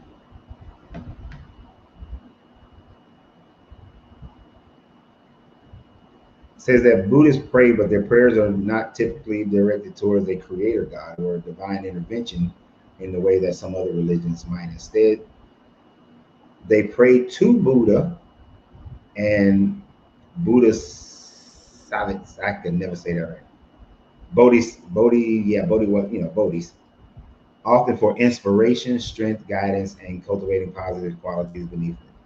So it's kind of like they do the Ifa thing, and they're praying towards their ancestors, looking for their strength and for the qualities of those ancestors to connect with other enlightened beings. So they don't pray to a god. So it's more like ancestral worship, or not ancestral worship. I hate when I say it that way. And ancestry veneration. Kind of like how the Catholics pray to their little people.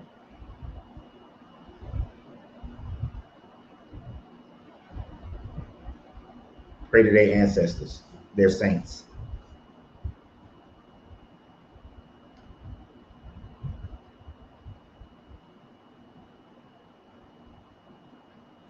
That's interesting. I know that Michael Jackson and Prince were Jehovah's Witness. It's even though the Jackson 5 show did that Christmas album, didn't it? They weren't so Jehovah's Witness, they weren't gonna make that money. Joe was like, "You're gonna do this Christmas album." But I think Prince walked away from Jehovah's Witness, as far as I'm my understanding. But I could be wrong. I don't really study those people that much.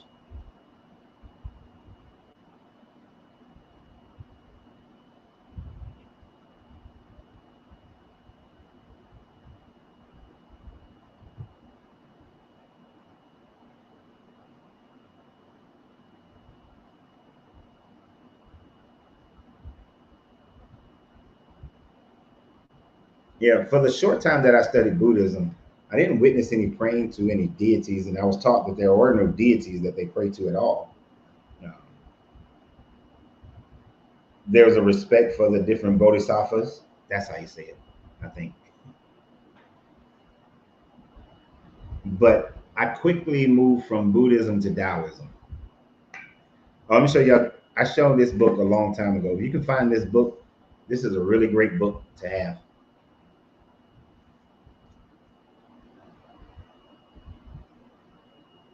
This book have common sayings of Jesus, Buddha, Krishna, and Lao Tzu. So more esoteric Christianity, because there's more of most of the Jesus sayings come from what's not in the Bible, and of course Buddha, Krishna. Buddha is Buddhism, Krishna, Hinduism, and Lao Tzu is your Taoism. If you can find that book, this book is a great book to have. You see what the heat of San Antonio did to the cover of my book. Hot ass city. Loving the heat.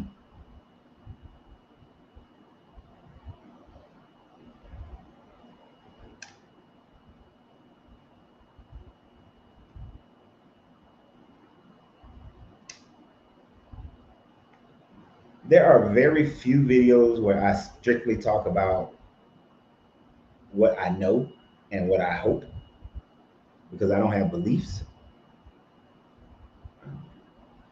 But I usually, kind of like how I'm saying today, I study more Taoism and hermetics than anything else. But I will use the chakra systems. I will use something that I see that is benign, is not connected to deities. And even if it was to a certain extent connected to a deity by some other religion, I don't connect it to a deity.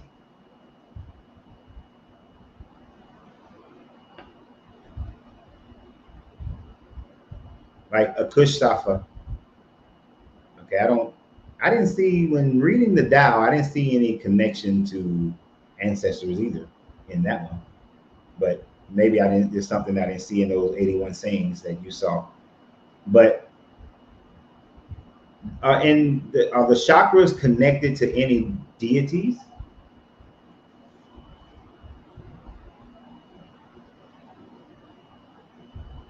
Okay, Michael Jackson grew up, J.W. Prince grew up Seventh-day Adventist, but I don't think, I know Prince wasn't adhering to no Seventh-day Adventism.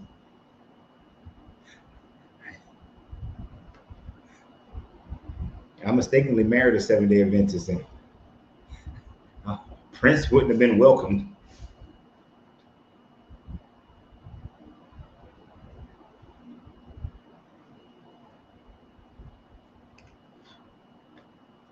Yes, now I will say that those Taoism, the Vedantas, the Neoplatonism, Kabbalah, they are very well. They all have a lot of similarities.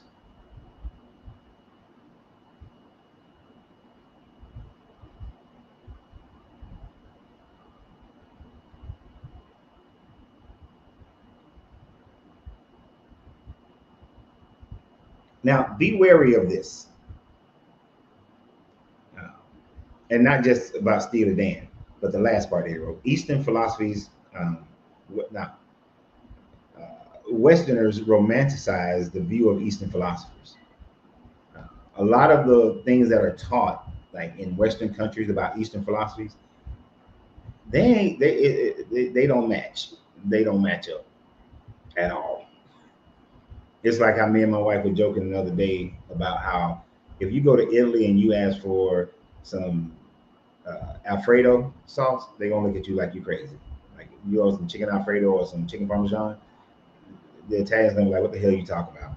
That shit ain't Italian, right? That's some Americanized bullshit." So if you go to a lot of the American or Western cultures teachings on um, Hinduism or Buddhism or Taoism, is not the same. It is not the same at all. It got a lot of the bullshit in it.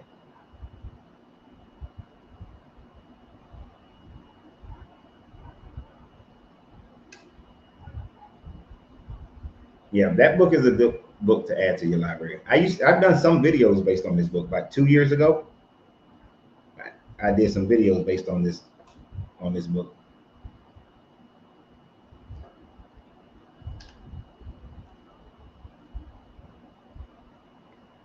Okay, because I ain't spend as much time studying Hinduism or Indus religion, so it's not connected to any deities, but you can pray to the deity to open the chakras.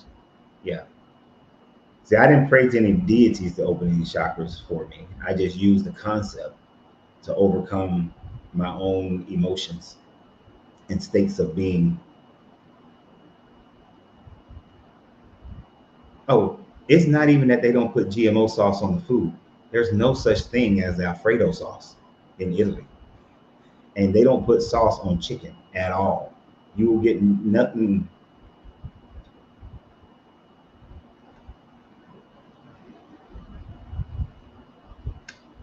Blue De Niro, big long ass writing. But yes, I just read the first part. Since the devil is a fictionary entity, it cannot be scientifically observed or tested for its presence or absence. Therefore, any claim about the devil's existence or non-existence is not considered a scientific claim. It's similar to the attempt to scientifically prove that unicorns don't exist. You can't do it. So, because they are creatures of myth and imagination. Yes, I agree. They are creatures of myth and imagination. Except for the idea that I would say that there is like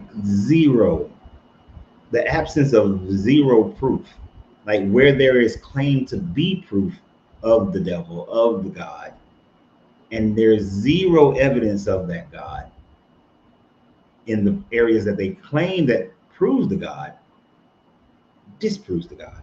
The lack of evidence will.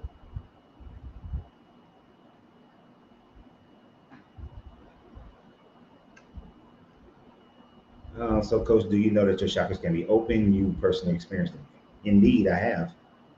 Yes, I use that system to, like I said, overcome my own ideas of fear, shame, and guilt, and loss of love, and disconnection, and attachments, the whole deal. And it's not all pretty.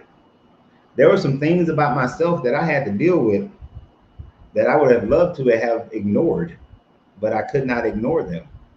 You have to deal with them. And you can go through some trying times in your dealings with them. And then at the end of it, you will develop a personality that offends a lot of people, right?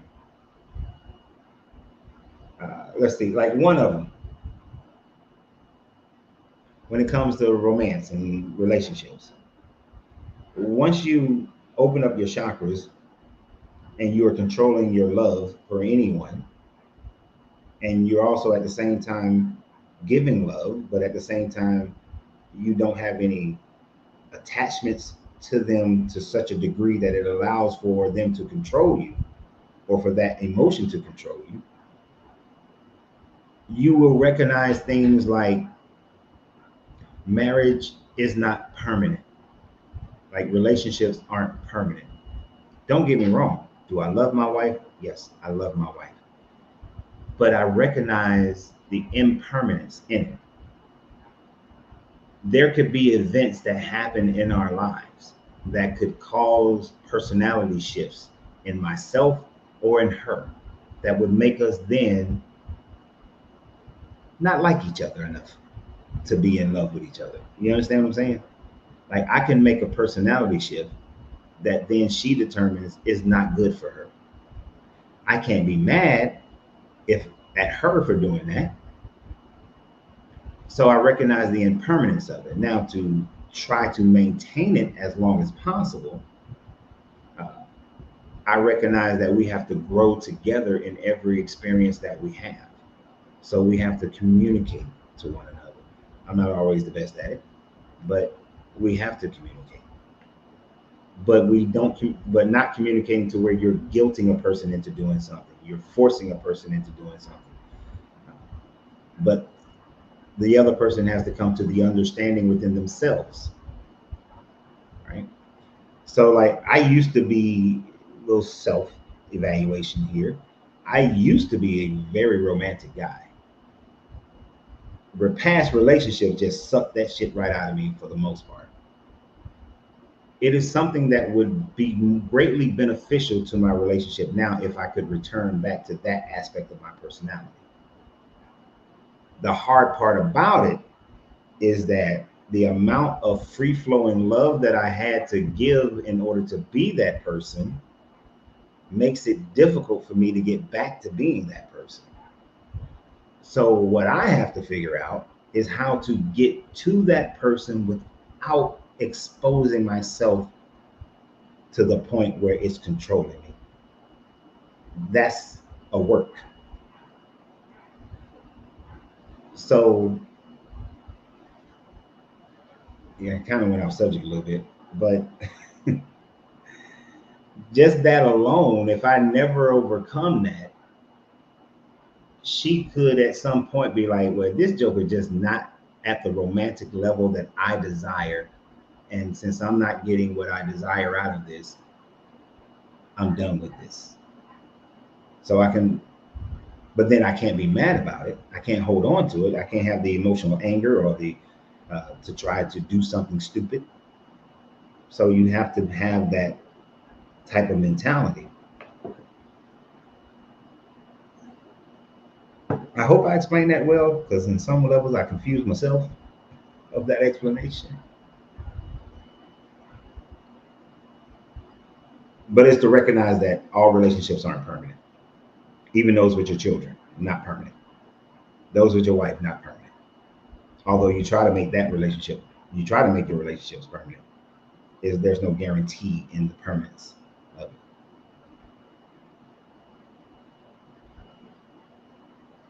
And you've all experienced it in different ways. I'm sure that you have people that if you look back 20 years ago, there were people back then that you thought, this is my friend, this is my best friend, this is my best dude, my best girl. We're gonna be best friends forever. And then a life experience happens and you're no longer friends. You don't even talk to each other. Don't even know what they're doing in their day-to-day life.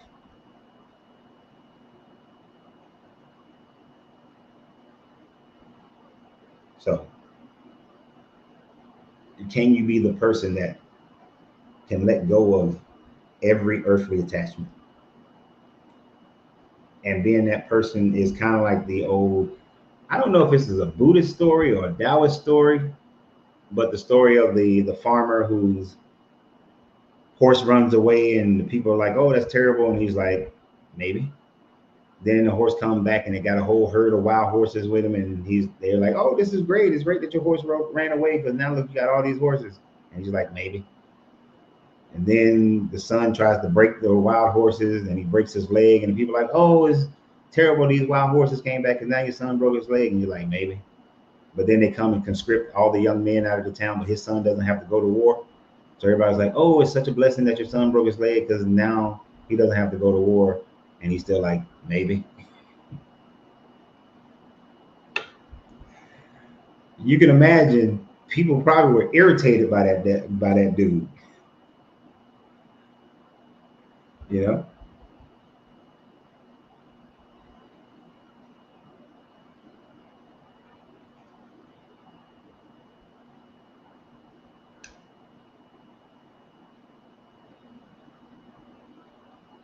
Does watching your wife labor affect your intimacy level? What do you mean, like watching her having a baby? Or watching her work? Which kind of labor are we talking about?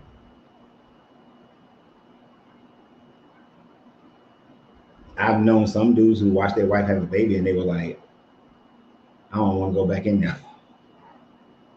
You know, toe it up. That baby, toe it up.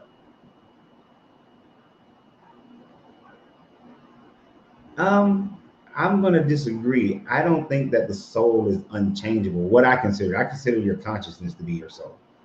So uh, I don't think we are hardwired in any aspects of who we are. I think we can change any aspect of ourselves that we so desire.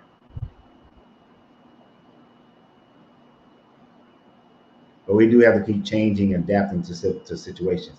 Oh, you do mean having a baby. To some dudes, it does. To some guys, it does. To some women, it changes their intimacy. But that's all a mental state. You know what I'm saying? That's all a mental state. So, and we was talking about, Akush brought up changing the mind. Anytime you have something in your relationship that all of a sudden it affects your intimacy, that is all mental. That is all something you are deciding to do. If your mate tells you that they like a certain thing and you consistently don't do it, it's because you decide that you're not going to do it. It's as simple as that. There's no big grand plan to it. If your mate is doing something that you love, it's because they decided to do it. Love is a daily decision. It ain't got nothing to do with how you feel. Your feelings don't matter. If it's something that, and even when it's things you don't like to do, there are certain things I don't like to do, but I'll do it if I know it makes my wife happy. Like, I swept the floor today. And understand, the reason why I don't like sweeping the floor is because in my past, with the way my lower back works, I can go lift a damn motorcycle and not hurt my back. But for some reason, I can sweep and shit'll hurt my back. I don't like sweeping. But there was some stuff on the floor, a couple of her little leaves from her plants now fell off. So, I swept the floor. Very slowly. And I wasn't looking for any praise. When she came in, if she noticed it, great. If she didn't notice it, still great.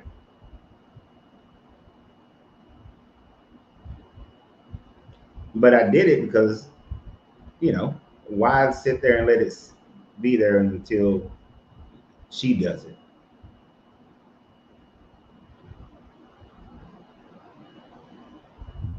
I thought I saw somebody say the devil exists. I don't know if they gave a reason.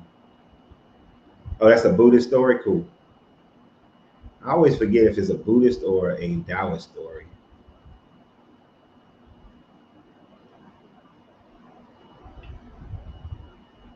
I don't even know the material that I use to start opening my chakras. I think I just read up on chakras a lot.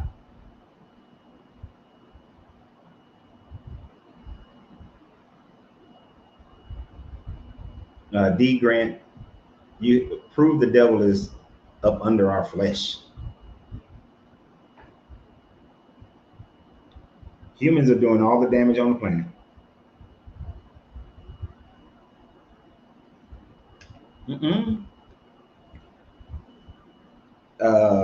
The mushroom studies that were done at Boston University and at Harvard demonstrated, as well as other places, demonstrated that it was believed that the consciousness was fully intact by the age of 30, that was it.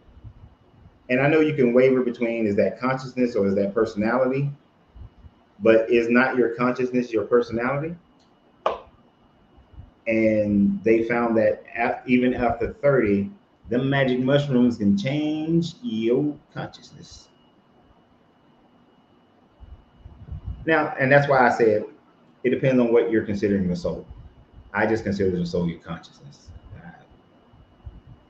And that thing can change because my consciousness really changed in a big. I didn't deconstruct from Christianity until I didn't fully deconstruct till I was like 37 years old.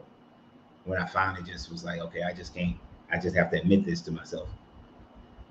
And there's a lot about my consciousness, my personality, my soul that has changed, in the last, how old am I? Last 14 years.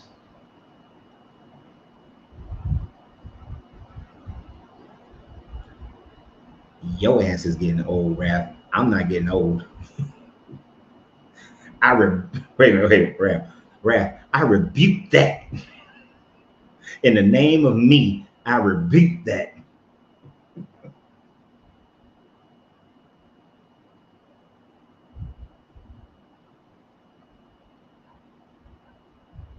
So all the damage that humans did before there was the concept of the of Satan, the biblical Satan.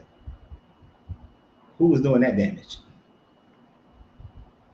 Who was doing damage over in the Americas when they warred against each other, in Africa when they warred against each other, in India and Asia when they warred against each other, in Europe when they warred against each other before they ever heard of Satan? When they were believing in Odin, when they was believing in Oshun, when they was believing in Quetzalcoatl, who was doing the damage?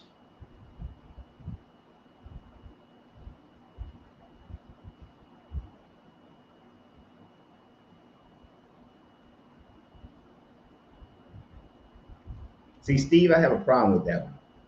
How do you know the soul picks a parent since you can't remember nothing about who you were or the soul before you became into this existence? You see what I'm saying? That's what makes that kind of thought hard for me.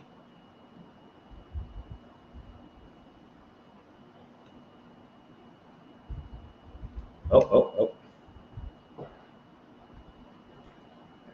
This is the Christian catch-all. When Adam ate the forbidden fruit, it relates Satan into the world. That sounds a little Pandora boxes to me. When you were born, your flesh is in the world, so Satan rules everything until Christ comes back. Yeah, that's what. Who wrote that bullshit? Augustine. That's the Augustine. I want you to think about something. Look up Augustine. I don't know what year Augustine was alive, but he's definitely like second or third century. That thought process of original sin was not a thought process of Christianity until Augustine wrote about that.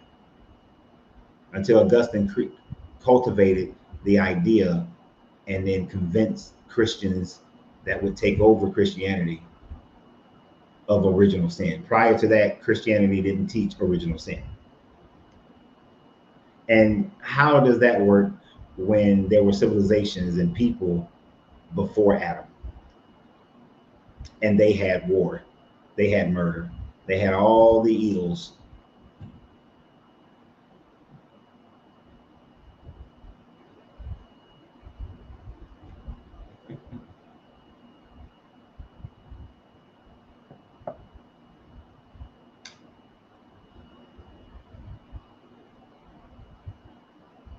Mm-hmm.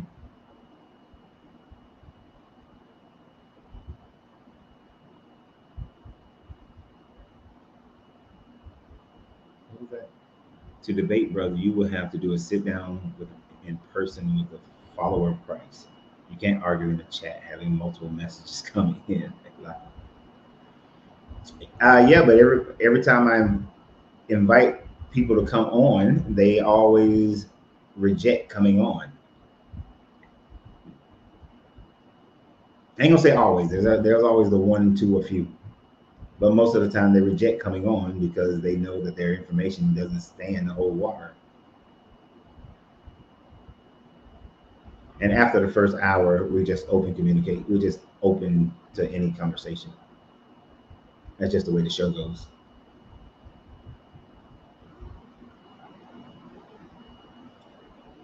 Right? They say Jesus taught, but everything in the Bible is what other people say he said decades later. Like 50 years later, Jesus said.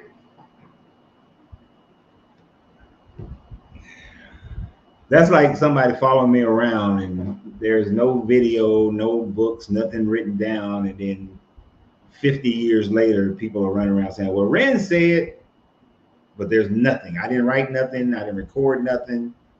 And people just saying what I said. Really? You think that shit's going to be exactly, it's going to be anything of what I said? You don't think there's going to be additions and subtractions? That's why there are 42,000 denominations. Because everybody claiming Jesus taught this and Jesus taught that.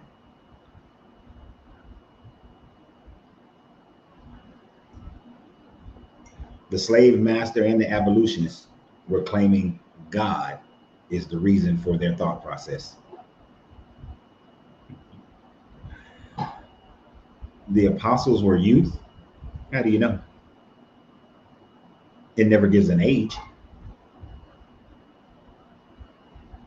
And as far as their deaths, except for I think James, all of their deaths are church traditions. None of them are recorded or authenticated.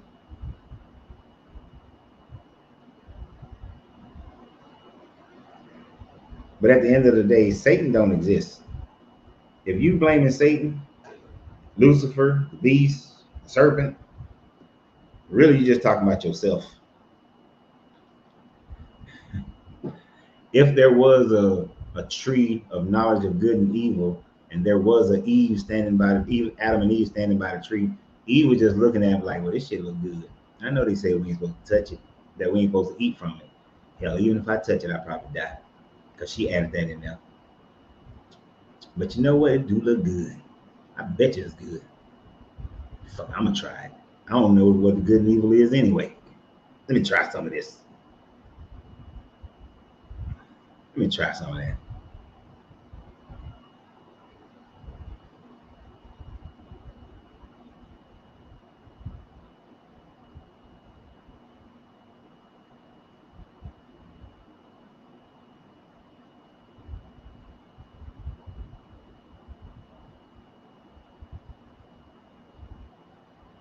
You say in the Greek religion, it's Zeus who is Zeus?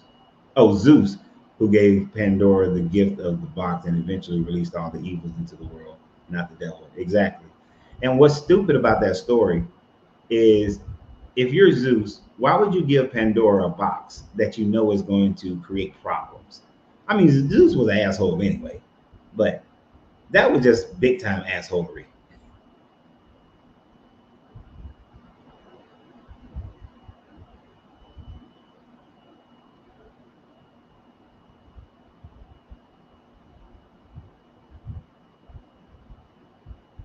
I had a supernatural encounter, a paranormal event that took place. And an invisible presence touched the back of my neck. It felt painful, but nothing of this world is weird. You had a pinched nerve, man. It's a pinched nerve. It's a pinched nerve. You just never experienced a pinched nerve before.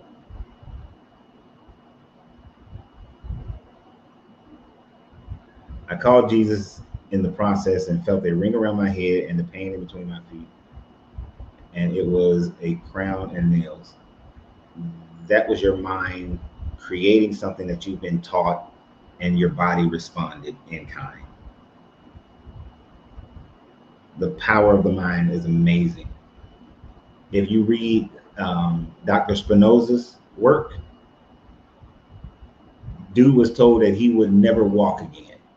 He went into some deep meditation for 6 months to a atomic level and just through mental work and some physical therapy, but through mental work and physical therapy and having a detailed out imaginations of his spine reconnecting, a man who wasn't supposed to walk 6 months later walked into his office. It wasn't God, it was his mind. And don't take my word for it. Look up Dr. Spinoza and you can read it for yourself.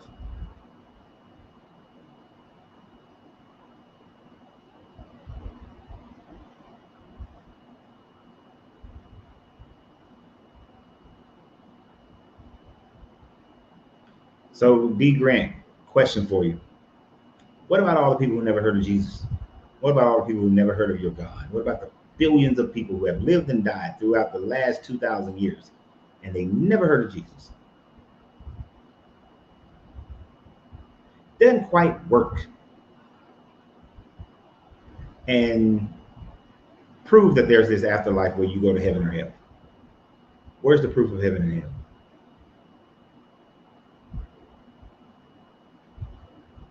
And yes, thank you. Witchcraft, thank you, David, dates way back, explains supernatural events known as paranormal. Right. You had witches, you had people practicing Ifa, healing, people getting healed, people having babies, people having all kinds of synchronicities. No Jesus, no devil involved in that.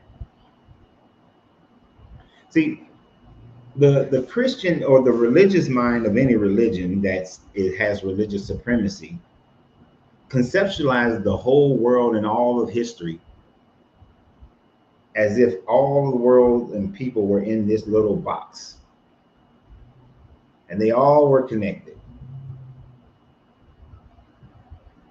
So there has this right now we are in, as far as our known history, the most connected we've ever been. And your Bible doesn't fit a time frame when the world was incredibly disconnected. It doesn't fit when the people in outside of the Levant never heard of this religion. And even for the Roman Empire, this religion it took 300 years plus, almost 400 years for this religion to become widespread just through the Roman Empire, which still left the overwhelming majority of people on the world never hearing of any of this nonsense. The Christian mind has a difficulty conceptualizing that, because when they do, they have to realize that their concepts don't work. That there cannot be a heaven or hell for your belief in Jesus if there were billions of people who have lived and died and never heard of your Jesus.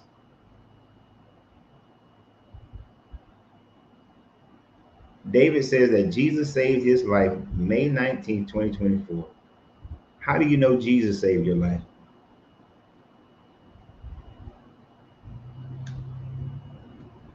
What proof that you have that Jesus saved your life?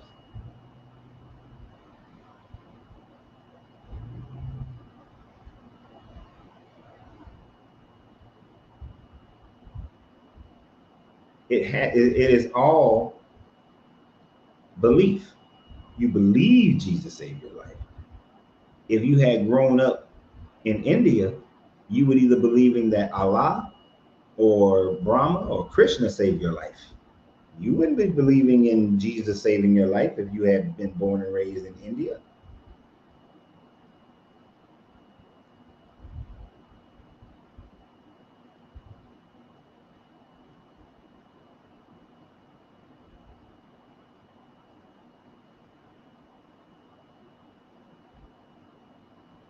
Like, to believe that one book encapsulates the entire world throughout history, you really have to shut your mind down.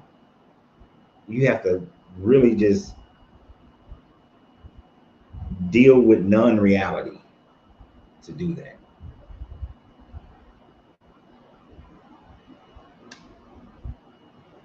Because he was the only one you called when you were seeing demons and seeing confusion in people.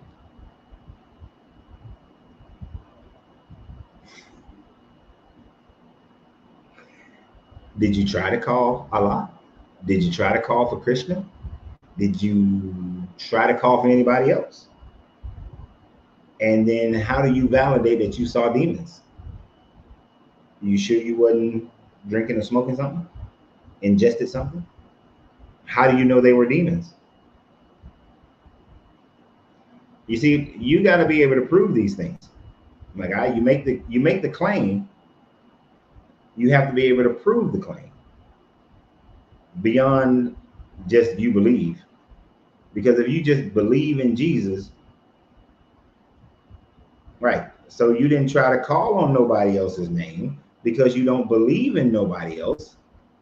So of course, if you believe in something and you believe that this thing is going to happen and you have emotionalized it strong enough, then whatever the results are, you're going to give that over to that deity. But a true test would be for you to see the demons, believe in Allah or believe in Krishna at the same strength level that you believed in Jesus, and see if you get the same results. Now, if you can do that, David, believe in Krishna, see some demons, call out the demon, call that name, call Krishna, and the demons don't go nowhere,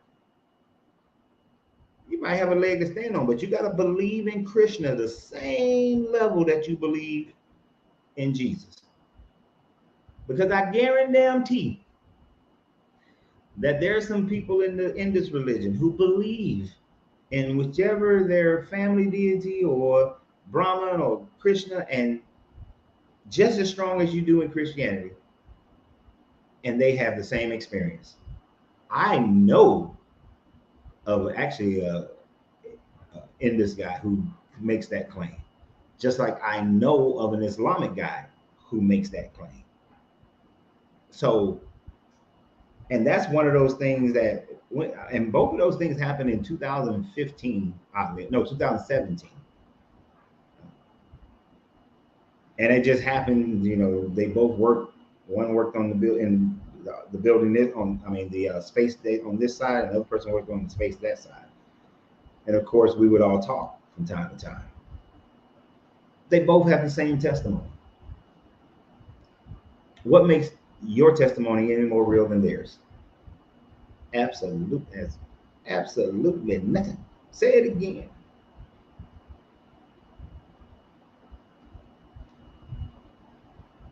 And if you believe that Jesus got your final authority, that's fine. But what do you say about people of other religions having the exact same testimony as yours?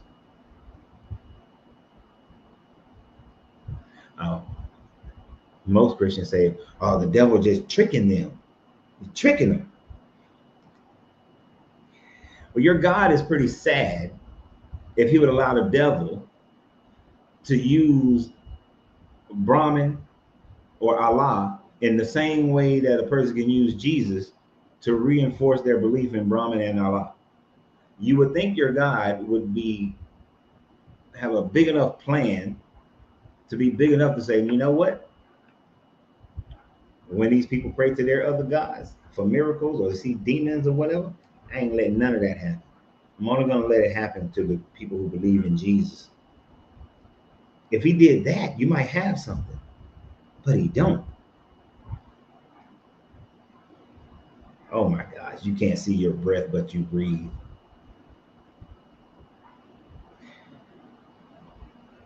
Damn, I felt my breath. It can be measured. Light, strong. I can smell it. I smell the coffee and the cigars on it. I can smell it. It can be measured. I could blow into a container, and if I had the right instruments, I can detect the molecules of it. That is such a weak ass argument. Rashad, you need a new argument, bro. See, and somebody who said about bringing people on here to debate, this is why Christians can't come on. They don't come on here and debate, because at the end of the day, what do they have? They have nothing.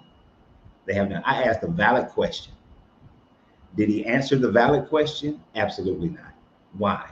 Because he knows what the answer would have to be. And because that answer doesn't facilitate their thought process, they have to go into this, the fruits of the Holy Spirit do not have love. Do they have love, peace, happiness, self-control, patience, meekness, not living in the flesh? Yeah, there are people who got love, peace, happiness, self-control, patience, meekness, living in their flesh, who practice Buddhism, who are atheists and don't believe in any of your gods.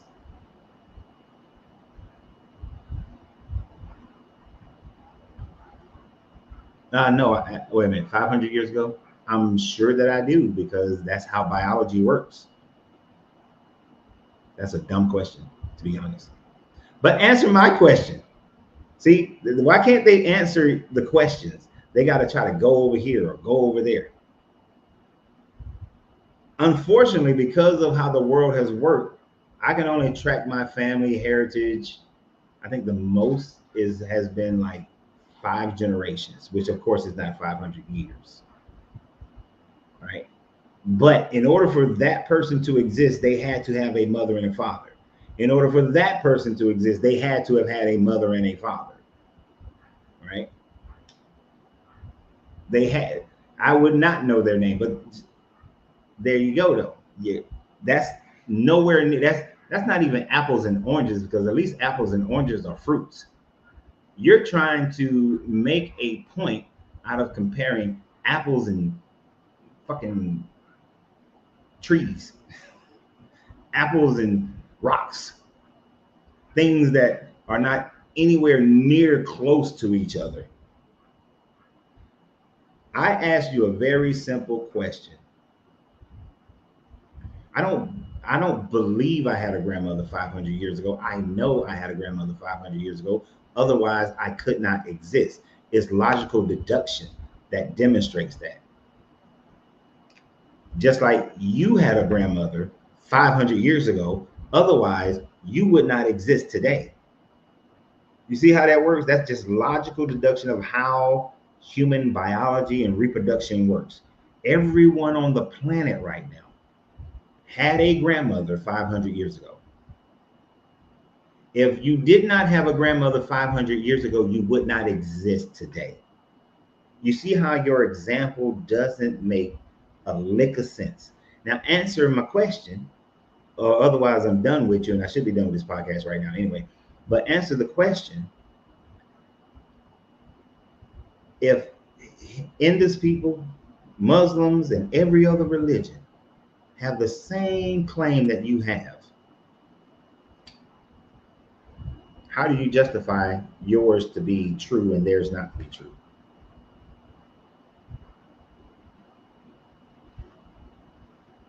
No. Your premise is so off base, it doesn't even make any sense. Just because you can't name her doesn't mean that she didn't exist. Like I said, biological reproduction of humans would say that you have a grandmother 500 years ago. You won't be able to name her, but you have one.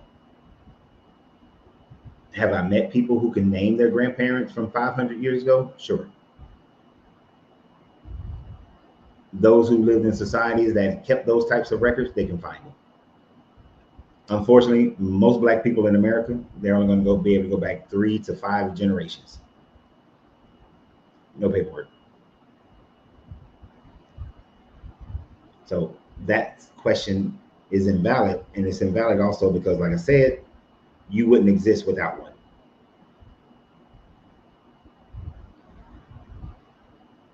But yet, can't answer my question.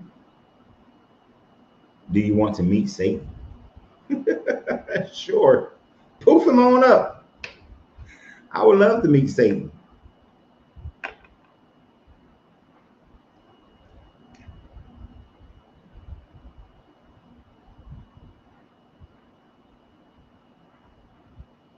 But you notice how they like to, David is typical of a debate with Christians.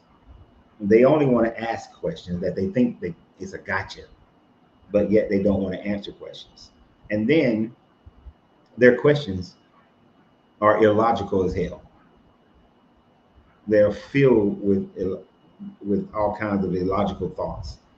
Like that's a demonstration of how their brains have to shut down all signs of logic, because that's the only way they can keep believing in this religion.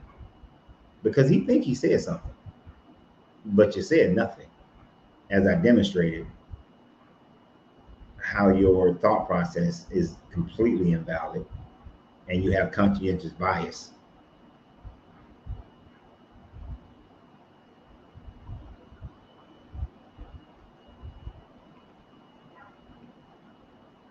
That's what your book of science says. A man wrote that book, Prove Your Grandmother's.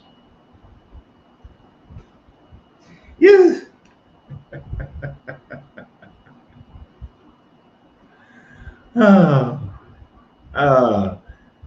I'm not answering any more of your questions, dude. I'm not even talking to you no more because you refuse to answer my question, and therefore you're invalid. Your entire argument is invalid because you just demonstrated that you just have conscientious bias, and that's fine. So I'll let you have your conscientious bias, and you'll be all right. Yeah, and as far as me meeting Satan, sure, bring him on. That'd be great. Pretty sure we'd have an interesting conversation if he actually exists. But of course, we know he does not exist. The same way your God doesn't exist either.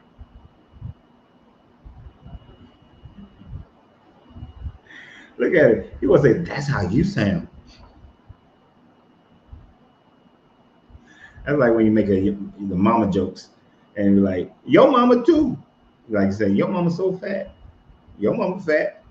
Shoot, ain't got nothing to say.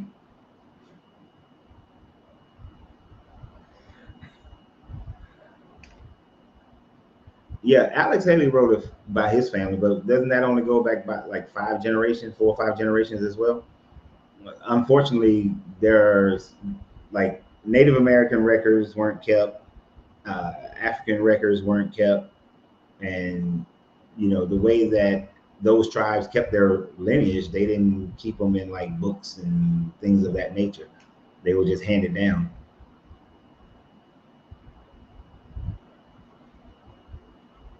So,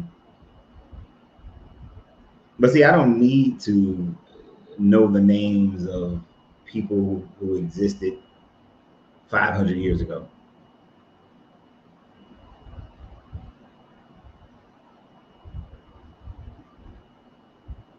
Do you believe in a higher power? No, just a higher mind. And that mind is my mind and the mind of others. But as far as a being that is of higher, that created everything, no.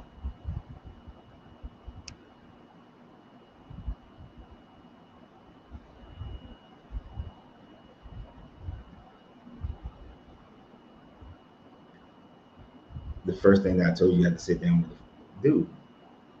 It's amazing me how they think that I've never. Matter of fact, dude, I talk to pastors now who struggle with this because they realize how jacked up it is. And yes, I have conversations with believers, and oftentimes when I do, they get angry and pissed off and walk away because they know that they don't have a reasonable thing to stand on. Just because somebody believes something doesn't mean that they are factual.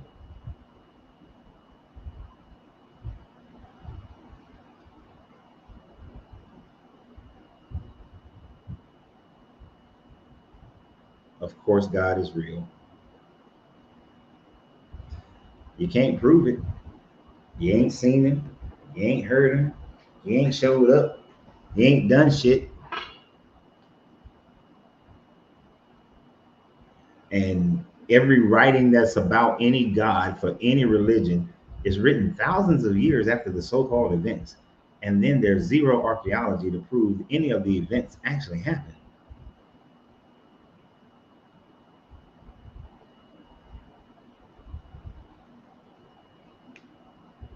Exactly. He argues that of saying we had grandmothers 500 years ago, but then he'll argue of a virgin birth. And outside of the Bible, is there any proof? Is there any proof of that? How do you know her name was Miriam? How do you know her name was Mary? His name was Joseph. Because some man wrote in a book. They talk about, oh, science wrote in a book that's how reproduction works, and that you would, in order for you to exist today, you had to have had a grandmother 500 years ago. But in my book that a man wrote, Mary and Joseph were together, and Mary had a baby, and she was impregnated by the Holy Spirit. Because in the book that was written by a man, but the book was God inspired, which is something that was developed in the 2nd century CE and wasn't even a thing in the 1st century. Anyway, y'all know that my cigar is gone and my coffee is gone. So therefore, the podcast is about to be gone. So before I go, I want to implore everyone again. I know Dwayne is the only person I know of. Well, I know the only person who's told me. Some other people probably have, but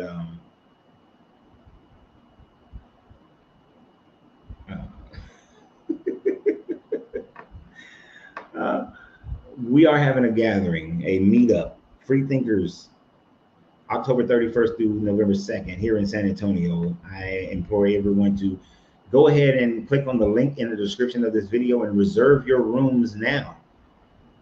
If some of you guys want to gather together in rooms, then contact each other and share a room. Each room gets you a free breakfast and a free supper. And we will have meetups at the Chinese Tea Garden. We're going to have a meetup in the pool area of the hotel, whether inside or outside, depending on the weather. Doesn't mean you have to get in the water or wear anything scantily clad. It's just an open space where we can meet. So I look forward to meeting you guys there, and we'll have some other great conversations and things of that nature. And just it's really, we're going to have some conversations, but the main thing I'm looking forward to is us just getting to know each other, on a more personal level. But there will be sessions that we will have when you guys come. So I look forward to it. And until tomorrow, we go live again tomorrow at 8 o'clock Eastern Standard Time frame. So come and join us, and we will have a great conversation again tomorrow. Please continue to share all my videos. Look, I'm being shadow banned. It's as simple as that. I got people contacting me saying they haven't seen my videos, in 6 months or a year, 2 years. So I know I'm being shadow banned on some of these channels. So it'll be great and helpful if you guys would share the videos. Right? And no one gets my personal number, David. You can cancel that. Nope. I used to do that, and people abused the shit out of my number. So no. I wound up having to change my damn phone number. So I look forward to it, and thank you to all my members on YouTube, subscription holders on Facebook. There will be additional videos going just to you guys this week, so I appreciate you guys tremendously. Y'all have a great day, and always remember, you have to free yourself to be yourself, because your greatness is non-negotiable. Good journey, good vibrations.